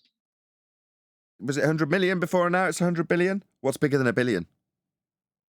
In the visible universe. What's after a trillion is the next. trillion? After a billion, it's a trillion. Then a quadrillion. At least 100 quadrillion. Quadrillion, did you say? Quadrillion. Quadrillion. Quadrillion. 4-3. Quadrillion. Yeah, it's 4 trillion. At least. At least. Right. Next. All right, so Jeff, this is the question that I feel embarrassed to even ask you, but I'm going to because I see comments and people email me. Believe it or not, I know you're aware of it. There is a movement. Thankfully, I think it's kind of reached its zenith and it's on the decline, mercifully. But Zenith, you say? You'll need a flat Earth for that, my friend. I know he's talking in metaphors. there are some folks out there that believe that the Earth is flat. String them up, all of them. If they don't know it's flat. She's a round, she's a firm, she's a fully packed, she's a...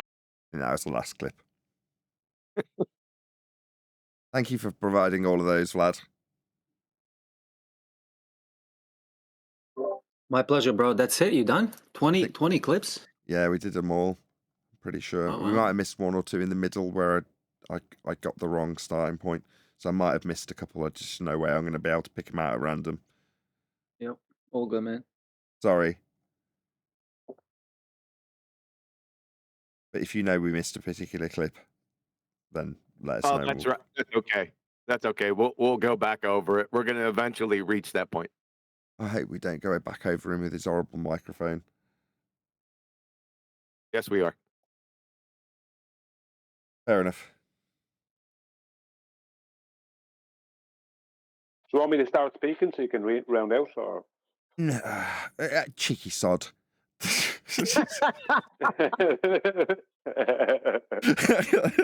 And he caught onto that halfway through replying.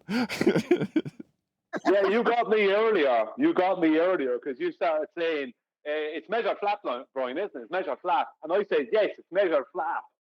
Right? When Elevator was there. And then at the caveat, what I was saying, and you know what I mean? You got me with that one. I know what you're at.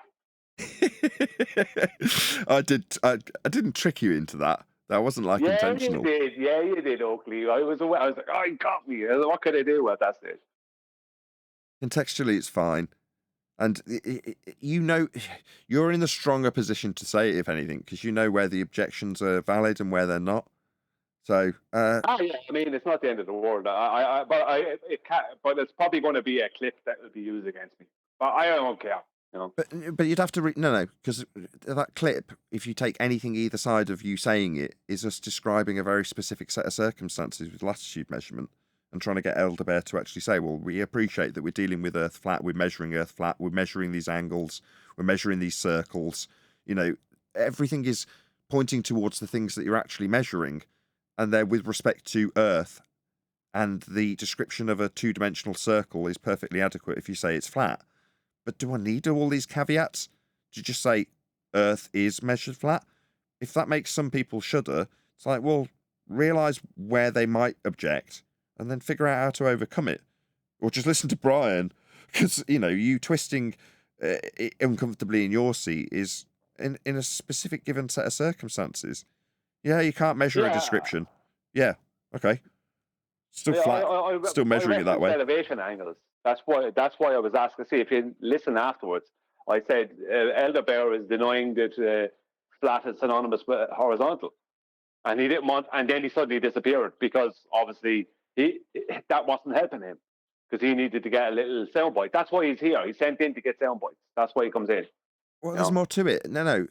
I caught his motive when he was like, on a flat Earth. Okay, you're going to now talk about perpendicular tangents to and circles on two-dimensional flat planes.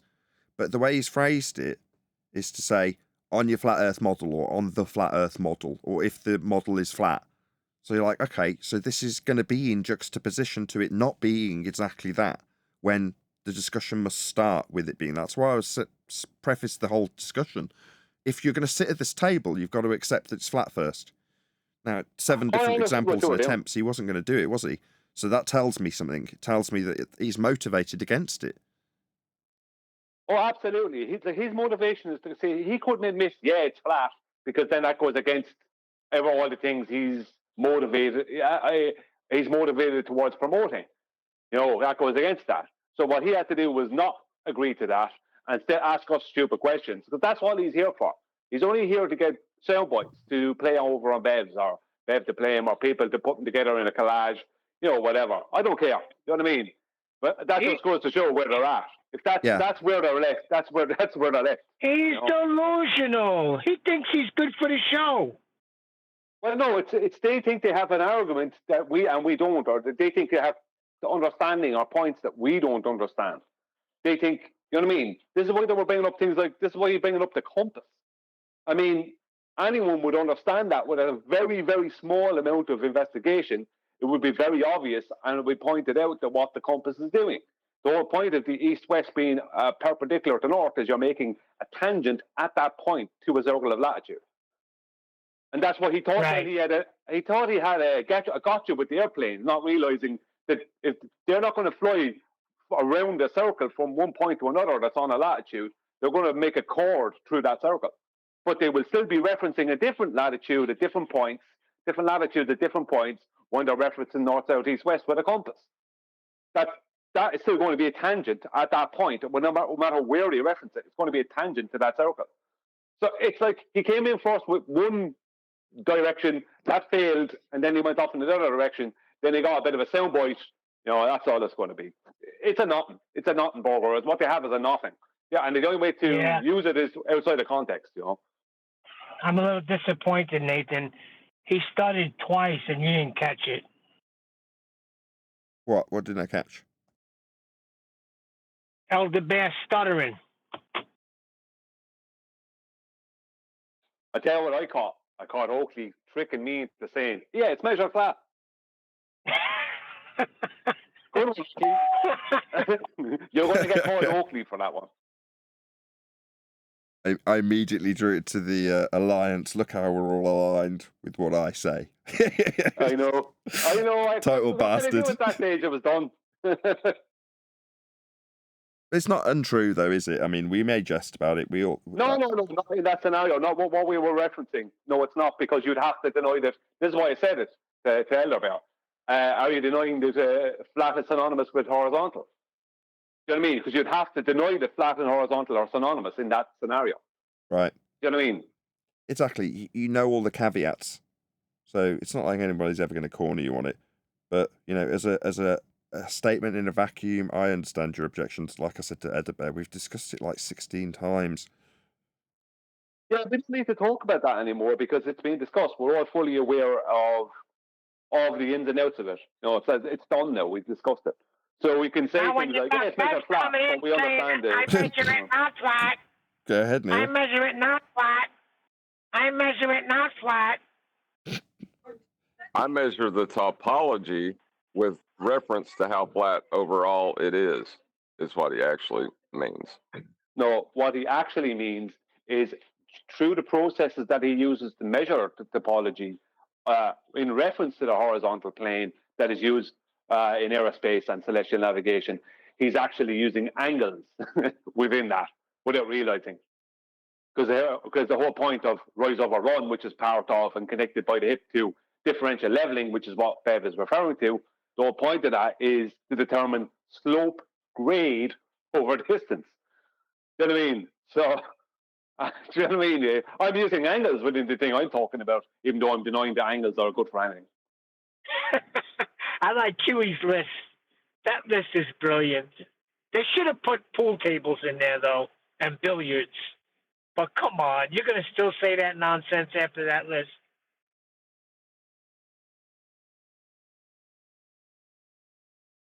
Yeah, it doesn't matter with people like Edabear. If we go through the examples and try and corner him into admitting that it's being dealt with flat, measured flat, he's never going to admit it. Like Brian said, he's going to always lean on his not flat nonsense because that's his motive. That's why he's here. I don't get why, and I don't care why. Like, the more you brace against it being dealt with flat, measured flat, navigated flat, built on flat, or how not flat it is being with respect to how flat we know it is as an average, it's all just going to get continually pointed out to the audience. Now, he said, oh, well, I'm good for the show. Like, you bracing against us does mean we get to reiterate our points in a quasi-debate while you don't concede the flatness that we must all understand to be the case when arguing about two-dimensional circles. That is beneficial because people hear the arguments over and over again, and in argumentation as opposed to just detailed as an argument. So that's good, because that's the show. But what's not good is, for him, his inability to concede points that are given, like the two-dimensional circle with tangents in the discussion that Brian was trying to get him to concede. Like right at the 7th example of, so you understand this must be flat for us to even have this discussion. Silence. Nothing. Like, you're motivated against it being flat for some reason. I don't know why. I don't care. Well, all these things that I must reference to a flat plane means it can't be a flat plane, is what their argument boils down to. Yeah. Why are they coming at such a convoluted angle? I don't get it. Stupid. What is it, allegiance to Bev? I'm now questioning it where I said I don't care. Just to keep the conversation going. I genuinely don't care why he's motivated to do that. It's what it is, from what I can garner, is it's purely character assassination that they're looking to do. They're not making an argument against anyone anymore, or anything not specific, but anything worth talking about. They're literally just trying to find some way to character assassinate people on FED. You being number one target, but anyone else they can, they will. I don't know. I would say you. That's how I do it. It's I would say you. You're currently number one target, Brian. You maybe don't appreciate this. They're going after you.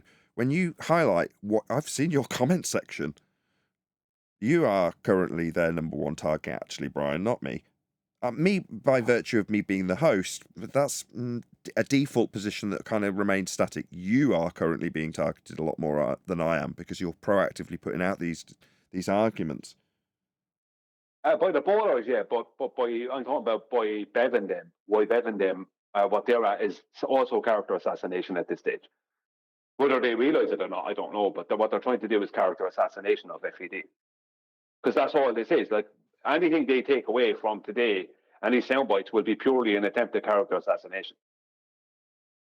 Do you know what I mean? That's what they're at. Why? At one time, they used to argue against something worthwhile arguing against, but now everything is based around character assassination. So you have to ask yourself, why are they in this mindset? Is it that that's their agenda and they're all fully aware of it and they're doing it, or are they aware that they're doing this? Because that's all that's going on. You know, I noticed that Edabear did not want to speak to me or Nathan. His entire conversation was aimed at you, Brian. Dad, are you not? Yeah. Yeah, I know that. That's because I called out Bev on his on his lack of understanding of rise over run. That's correct. Yeah, you're poking and the bear's reacting to you, Brian. I might facilitate the poking, but I'm not the primary target at the moment. You are. Yeah, but I don't care because, as I said, the whole point of what they're doing. At one time, Bev was doing something very different. Now, from what I can gather, the whole Troy thinking setup is all based around trying to character assassinate us and maybe have arguments with Blue Marble Science or something. Do you know what I mean? It's like, what benefit is there to try and character assassinate the members of this panel? What and QE. Don't forget QE. Yeah, well, everyone, like, well, what's the benefit? What is the benefit from that? Attention, Brian. Yeah, that's all I'm They can't get attention anywhere else. So the only way they can attract that is to come over here and do what they're doing, which is what? Just attacking flat earth debate. But it gets them a bit of attention. And then tonight's show, you see, will be all about the sterling performance, trying to get sound bites just to build, because they've got nothing else. They haven't got any salient points to make. So all they can do is come and be destructive to try and get attention, to give them some kind of purpose for being. Because what is their purpose at the moment? They're not attacking the ball. They're attacking flat earthers on points of no consequence. Exactly. Well, they're starting their own group. They're starting a not flat earther group. Yeah, but see, that's where they not went flat. wrong. Yeah, but that's where they went wrong. They focused too much on the it's not flat thing. They started going wrong when they started saying you can do F all with an angle. That's slippery slope.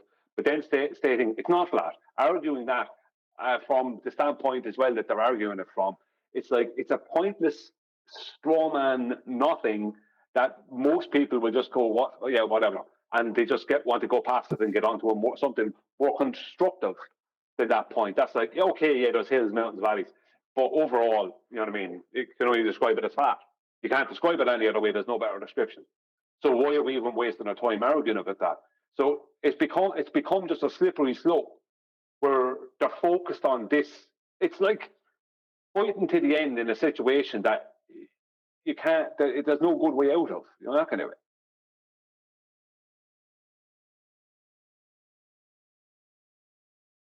As today shows, you can't argue with an idiot.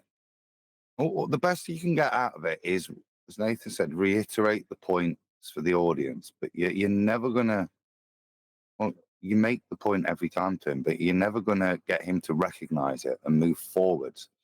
Because the second he does, his whole little bit of shtick has gone, hasn't it? Once you point out the ridiculum of it, that his hills that aren't flat, not that anybody ever claimed a hill was flat, by its definition, it's a hill, but by the fact that the topography is defined as not flat, but defined as not flat with reference to the baseline that it all sits upon, shows the level of ignorance. And I say it's just attention seeking because they haven't fundamentally even got an argument. They're just prepared to come and waffle like they do, contradict themselves for what? For a bit of attention, to make themselves feel special, because they have no real points. Yeah, and they brought it on themselves, Adam, because Nathan used to promote their show, telling people to go over there when Bev was doing good things, if he ever was. But then they decided to become our enemies for some reason. Now, screw you. Well, the thing about it is this attention they're getting, it's going nowhere. It's such a pointless waste. It's like there's not. I don't know where they think this is going to. Do you know what I mean? That's what I meant. They were getting better attention when Nathan was promoting them. I don't understand this backstabbing move out of nowhere. It makes no sense to me. Well, going after us is pointless. Like, it's not flat. There's not flat stuff. Like, it's what's the point of that? What are you trying to do? I mean, that as an argument is just a little. It's very picky and pokey as an argument. It doesn't, like, nobody's claiming a hill is a flat plane. You know what I mean? It's like we're talking about the earth, the earth, as in the aspect of the earth. How do we describe the earth? That's what we're talking about. I just don't see anything good to come out of it. And another thing, this is why I asked for Elder Bear's standard of evidence, is I keep hearing, and I've heard from Bev, right? I've heard Bev say this time after time after time, that he has arguments, that he has proofs. Now, I asked Bev what they were about a year or more ago in a text, and he wasn't there. He just said, "Oh, just come on over to On the Level" or some nonsense. Like, he didn't give me what they were. So I'd like them to publicly show what these proofs are, because I want to know what it is they're claiming as proofs. Maybe they are proofs of something, whatever. Maybe not. Right? The point is that show us what it is, because they're using what they considered the highest standard of evidence and proof, and they're attacking us on, according to them, having a lower standard that isn't evidence and proof. They're basically saying that they're saying that we don't have any proof or evidence, whereas they do have. Which show us what you have then, because I've yet to see it. I keep hearing about all this proof and evidence and proofs they have. Yeah, I don't see them. They're not coming forward with these things. They'll reference something. Or say, "Come over to On the Level." No, I shouldn't have to do all that. It's like the baller saying, "Oh, I have loads of proofs." Well, what is it? "Oh, it's in this paper." Well, what is it? "Here, read it. It's 20 pages long." No, I'm not reading your paper. You are the one claiming the proof. You produce it. And they're doing the same thing. Show us all these proofs and show us what their standard is, and if their standard is greater than ours. I want to know if their standard is a better standard than what I have, then I'll concede. But if it's not, then I certainly won't be conceding that that's the case. So show us your proofs On the Level. What the problem is their proofs are in contradiction with their fallacious logic that they use to argue against our evidence. That's why you can't get them to say their proofs and their arguments against us in the same thread. Well, I'm publicly stating it here, John. I want them to produce their proofs. I want them to show us the proofs. Show it publicly, not just us, everyone. Show us the proofs. You're claiming your proofs and evidence. You know what a proof is. You know what evidence is. We don't. You know what I mean? You know better, this kind of attitude. Then show us. Show us what you've got. Because we never hide. QE's got a fallacious modus ponens. Yeah, it's nonsense, right? Because they don't understand. They don't understand why at the end he doesn't need to add in 3959. I understand, we understand, but they don't understand. But who cares? Let's stop talking about us, right? Let's find out. You say you have proofs On the Level, produce them. Produce the proofs. Show them to us. You changed the pay. It's a fallacious notice. Oh my God. I want to smack him.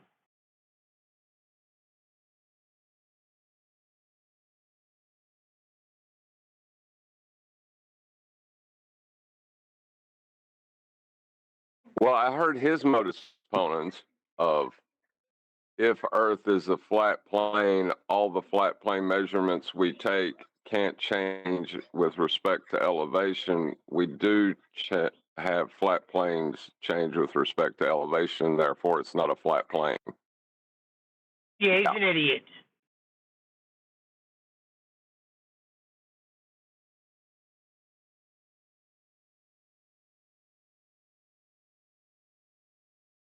Mean sea level.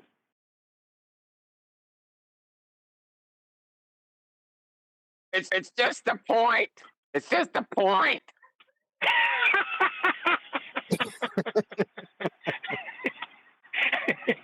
It changes.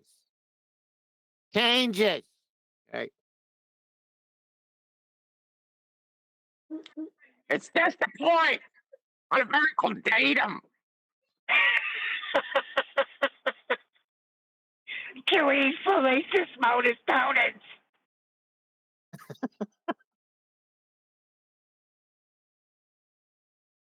You notice how he changed it when he came back? He said the conclusion is fallacious. So he finally caught on. Sure, I heard that immediately. Oh he shit! hasn't Hold on, Brian. That's what I wanted to say. You got freaking Chris Berry in chat yesterday on one of Nathan's shows that he put up, saying that the freaking Black Swan is no good anymore. The globe is caught on, and they're saying refraction. I'm like, Chris, are you serious? And then he goes on to say, what I would say, well, he's hanging around gem pandas, so he's getting infected. So he says, I would say that if refraction, then there's no boats going over the horizon, and no buildings being, and nothing blocked by buildings. I'm like, yes, that's what we say, Chris. Where have you been? No, but it's wrong.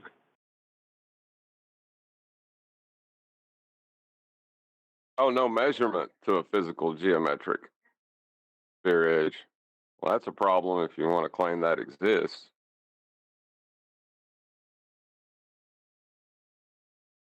I gave up. I finally told him, join the show one day during the week because I don't understand what you're talking about. But he did have a problem when he went into Bev, too. And Bev got him with that, with this just an angle.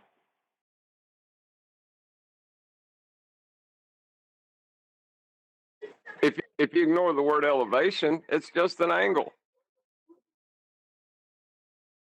So what he's saying is, if the Earth is a sphere with a radius of 3959, right? He's saying, well, we proved that it's not geometric. Yeah, hello, that's the end of the globe. How do you not get that?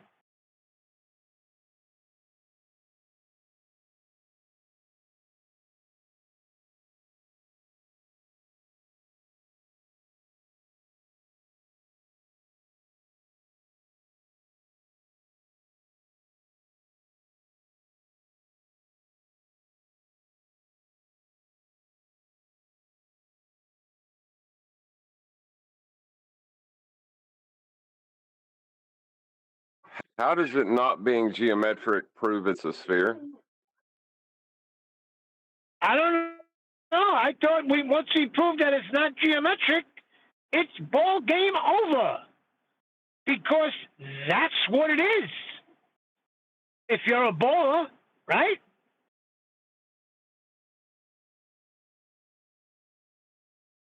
You're supposed to be able to measure it, yes.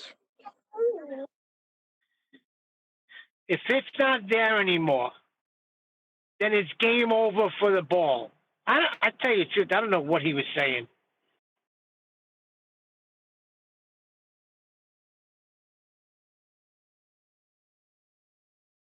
But he wasn't the only one. That girl the other day said there's holes in the Black Swan. But nobody's producing what I consider a hole.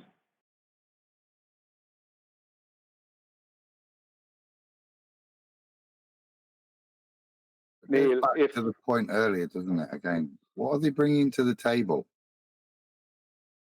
Weak critique of something that destroys the ball. That's their contribution.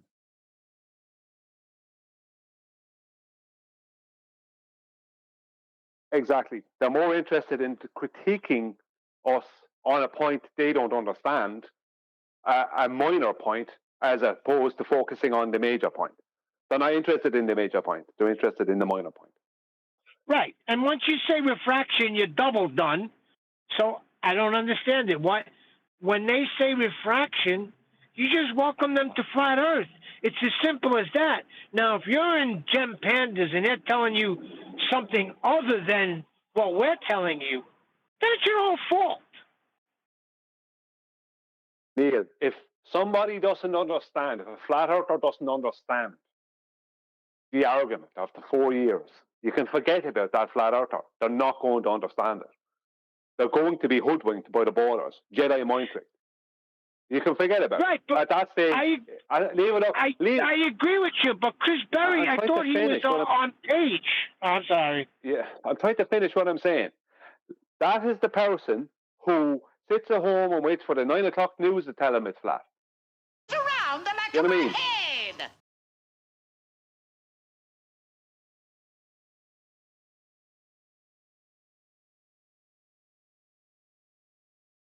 Who's that? Another asshole trying to imitate me? At least do it correctly.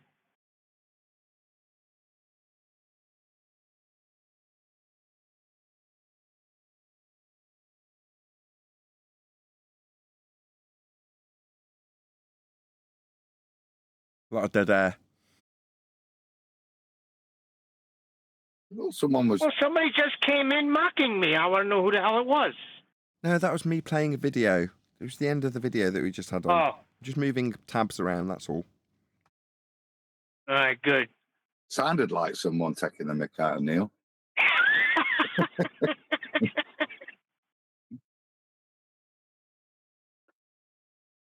Neil, if somebody is in that position that Chris Berry is in, then that means Chris Berry is going to have to wait till the 9 o'clock news tells him that it's flat.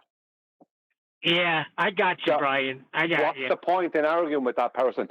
He gave the impression he understood the Black Swan, and now supposedly he's saying it's debunked.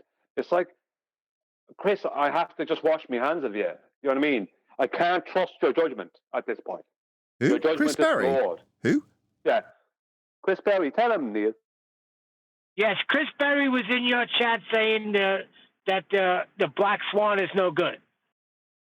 Like the ballers have caught up and a whole load of nonsense, something with refraction. And once we've proven it's not geometric, then our argument falls apart. I'm like, what are you talking about?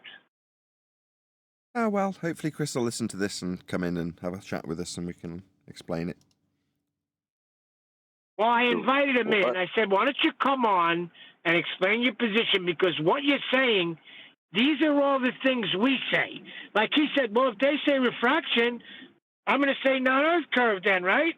Then no boats going over the horizon and nothing being blocked, no buildings being blocked by a hill. I said, yes, Chris, that's what we do say. Where the hell have you been? And then he said some other kind of nonsense that it's got flaws. So I said, look, just come in and present your flaws. Which are not. The positive claim was that we could measure Earth curve at the horizon at 1.22 times the observer's height in feet. That is the positive claim for knowing Earth is a sphere. If you can't do that, you don't know. Well, technically, the positive claim he's saying is that he's saying that when. Just 1 second, Neil. 1 second. Go ahead, I'll be quick. Technically, John, the positive claim is that the horizon will be at 1.225 times the square root of the observer's height in feet in distance away from the observer because it's Earth curve. Thanks, Neil. Yeah, I think he was saying something that, oh God, trying to think of how we phrased it, that by saying refraction, we just proved that their geometry is not where it's supposed to be. I'm going to try, give me 10 minutes, I'm going to try to find it in chat. Though we just debunked the positive claim. Yes, exactly. What? Does he not realize what he's saying? So when I'm on a ball and I do dip correction, what am I dipping to, Mr. Baller? A geometric horizon. Crucial for my argument against the flat earther to state that dip correction is commensurate with Earth curve. That's what I'm creating my tangent to. So I have to make an adjustment because as I go further away, the higher I get, the further I see, the more of the ball opens up. A geometric curve that I then make an adjustment to be accurate to make a tangent. Their claim, not ours.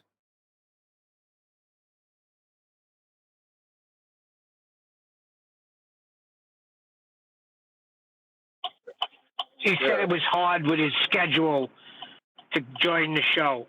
I said, well, you're finding time to get on Gem Pandas? What the hell do you go there for? It's poison there. He says, oh, I like to troll them. I said, well, it seems like they're doing a better job on you.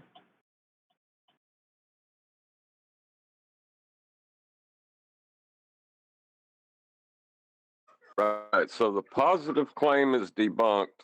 How is that beneficial for the Globers? How I don't understand.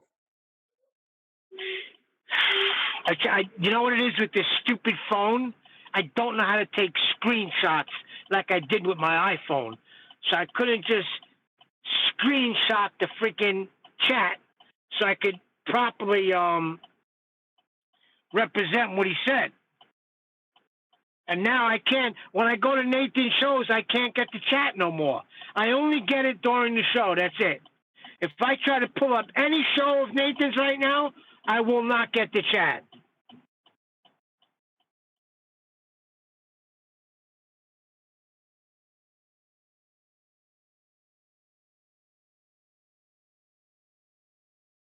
I never had that problem before. Any show I watch at Nathan, it would show me the old chat going by. Now, nothing. I get the comment section, and that's it. But you have an option. There's two little dots on the top of the comment section, and you can flick over, and you'll get the chat. Option of comments or chat with the new videos on YouTube past while. What is it now? I go to the...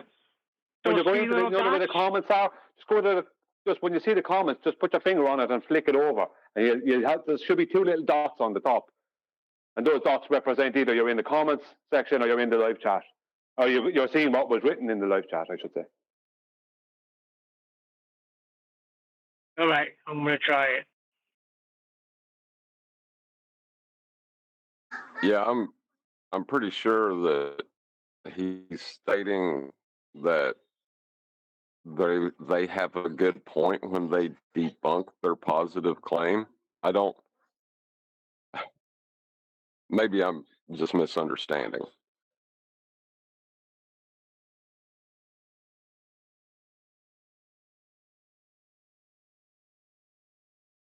That's me being a smart ass, by the way. They're accepting that the horizon is not our curve, and they're expecting us to accept the same thing, but still allow them to have an argument.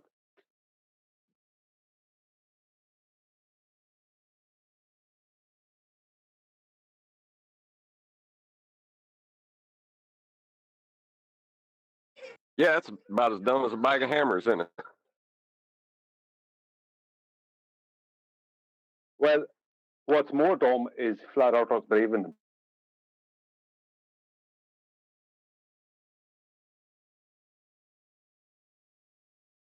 I think a lot of the problem is people want there to be an argument. They want to argue about this. I think that might be the problem.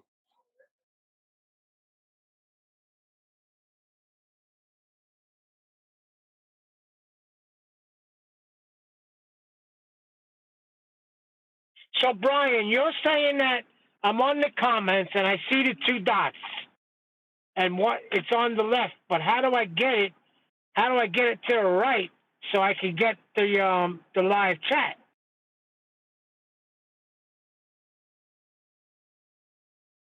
You flick it over, Neil. I'm trying. Finger down by the comment. Yeah, try holding that where it says comments and just flick it over. Don't open the comments, just hold it and flick it over. It's kind of awkward, to be honest with you. It's not perfect. Yeah, it's not letting me. It's just every time I go to slide it over, it's just freaking going, show me the comments. It's actually stuck there. What the freak, man?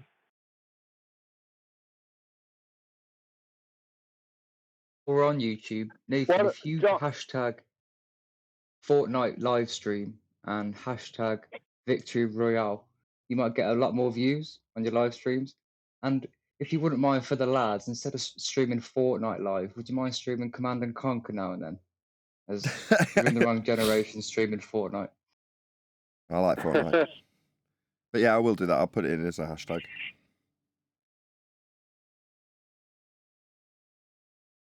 Good job I occasionally win.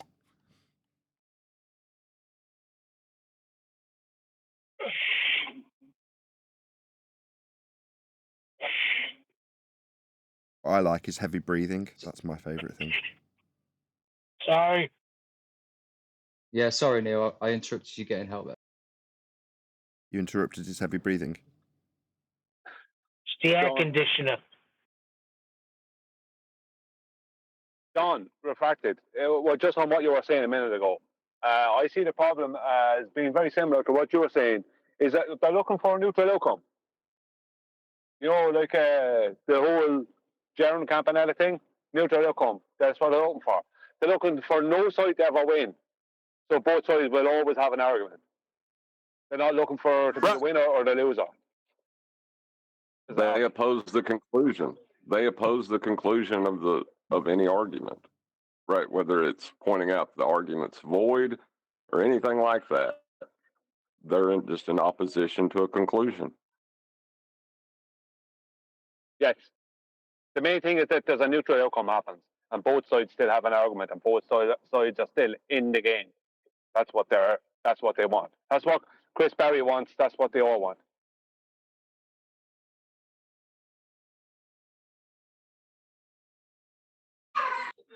I mean, it's more entertaining, I guess, to argue about it, but you're never getting anywhere. You know what I mean?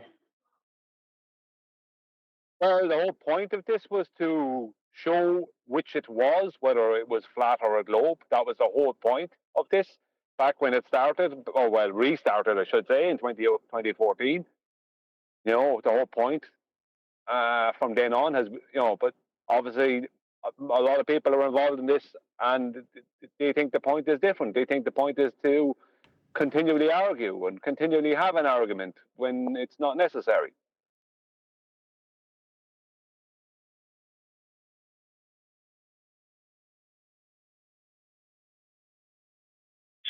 Here, listen to this comment.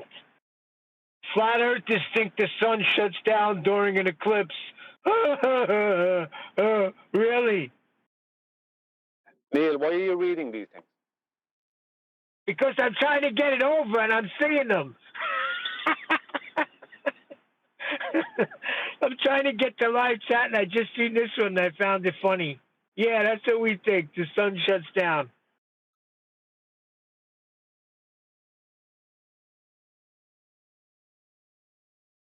John. When is this eclipse going to happen anyway? Is it supposed to be happening? Today. Today? Yeah, today. John. Refracted. If I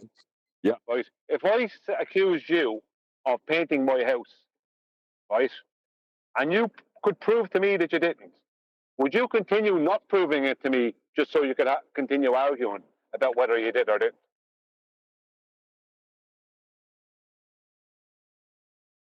I don't even. What? How do you logic that? You know what I mean? It comes down to what is it that you actually want to have. It comes down to what is your intentions? Is your intention to have an argument, or is it your intention to prove a point? You know, for the betterment of whatever. Yeah, that's why I think a lot of people are hating on the Black Swan, is because it puts an end to a conversation that they want to argue about, you know?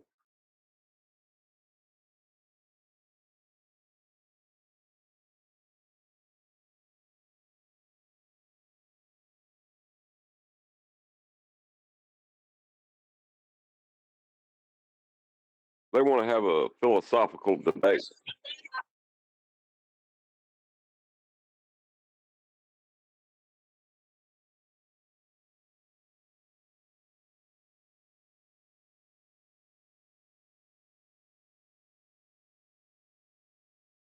Well, they don't want to win and have a correct outcome, because if they did, they wouldn't be listening to the ball, or is allowing them to have an argument where they don't have an argument, accepting that they accept that the horizon is not our core, but still at the same time, you know, accepting that they would have an argument even though they don't have that. Do you know what I mean? Well, what's, you know, what are you at? Like, what are you at?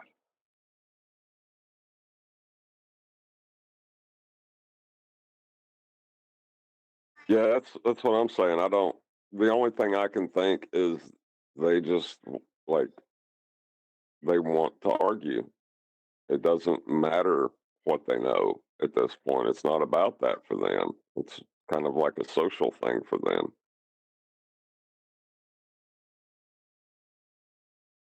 When you identify they and them, tell us who Flat they and earthers. them are, okay? Because it drives me absolutely apeshit. I'll go ahead. We did at the beginning of the conversation, but I'll do it again.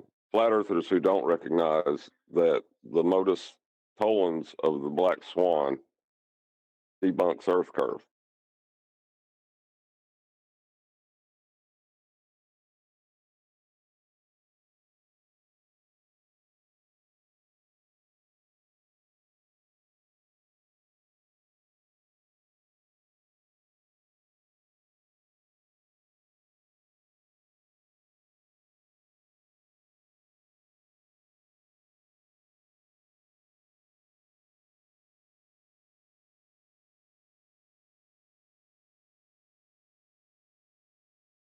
You know, we're going to have to backtrack on QE Live because Brian had to leave Yeah, the I'm show sorry the about other day. We had to leave the show the other day, so we couldn't cover a couple things. Now we're going to have to backtrack. It's not that big a deal to go back on the airplanes and that. it's like as if you have to go back and dig a hole, you know, in a big trench, and again, it's like not that hard. I had to go back and dig a trench or something. We didn't do it, Brian. I said there's no point even doing this because Brian will kick off. It's his forte, so we may as well save it till he's here. I heard that. I'm very happy you did. That's why I'm going to be there for tomorrow night on QE Live. I had to leave. I had to go to that party I was told you about, and you know that's just the way it was. I thought I might get back. I thought maybe go for an hour or two and come back, but it just didn't work out.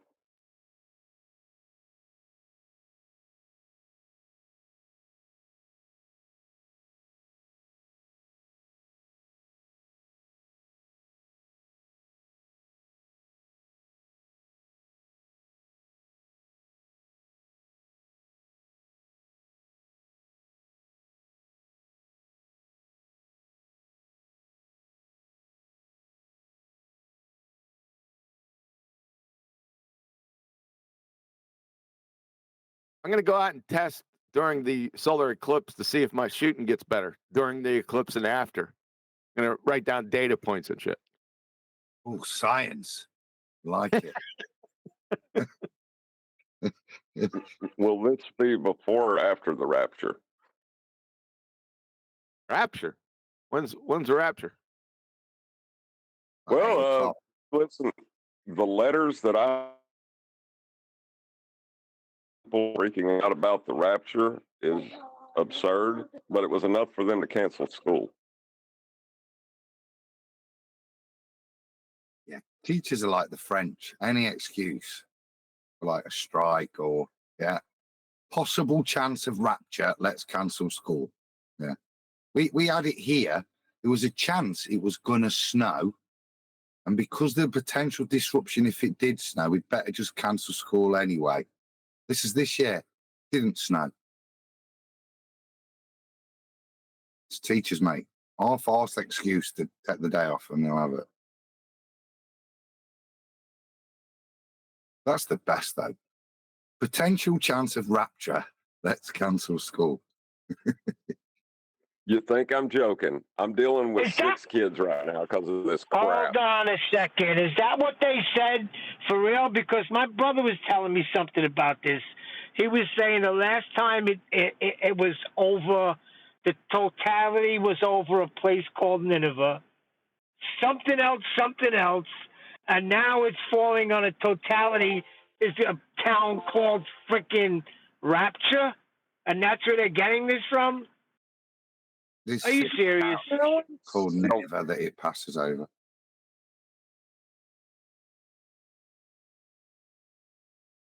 I clarity.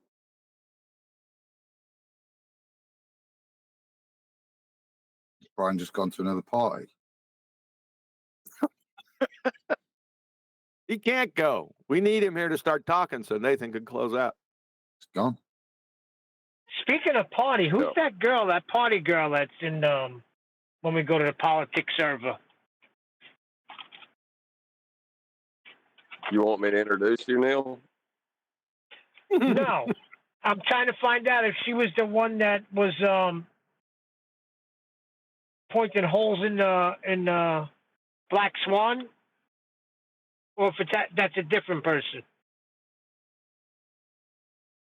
How do you poke holes in a logical consistency? I don't get that. Well, she said there was some flaws. She went over them with Nathan. She had the folder. She went to get the folder. Is that the same one? Is that the party girl chick? Yeah, Sydney. She's just not in here at the moment. Anything to do with Sure.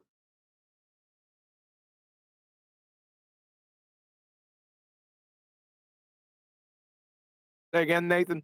Sydney. She was just not in here now. She was in here earlier.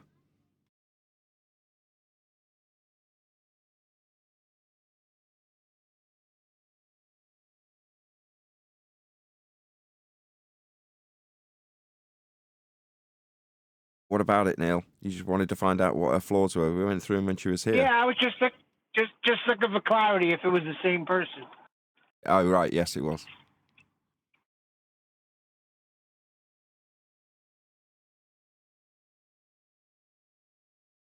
I mean, you have a girl that comes in and sounds exactly like Stacy, but it's not Stacy, but her name is Stacy. Go figure that one.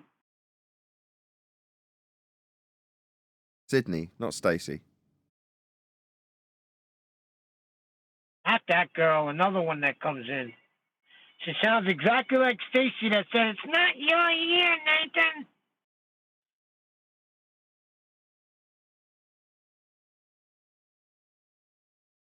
So people with the same name can sound the same? Is that our conclusion? Yes. Seems to be what's happening. How about that? And Brian knows them all. Brian knows what I'm talking about. He's going to come in a second and say, "Yeah, that's not Stacy, Neil."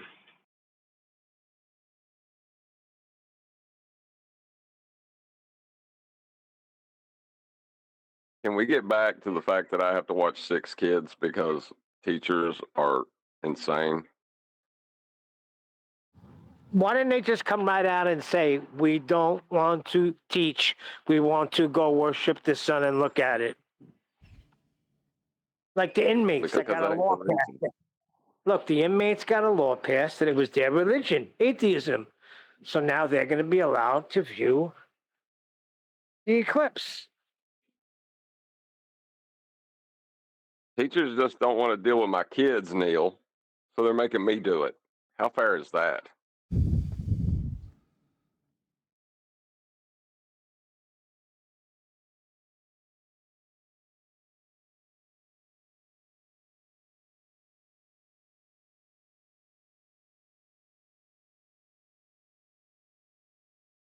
Never mind, that seems pretty fair.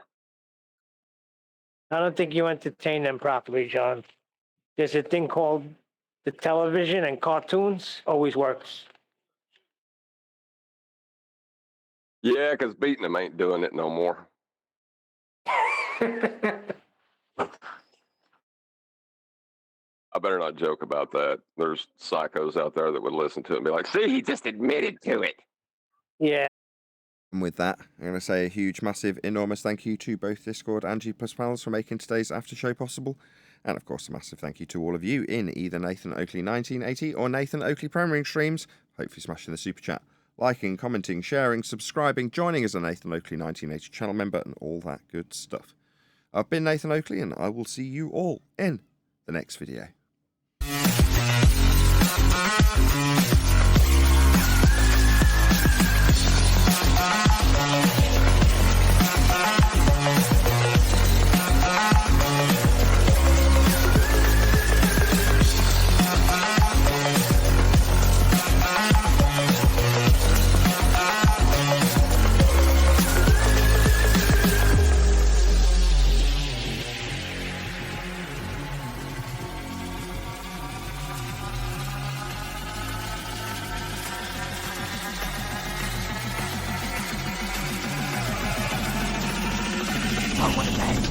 what a lovely day.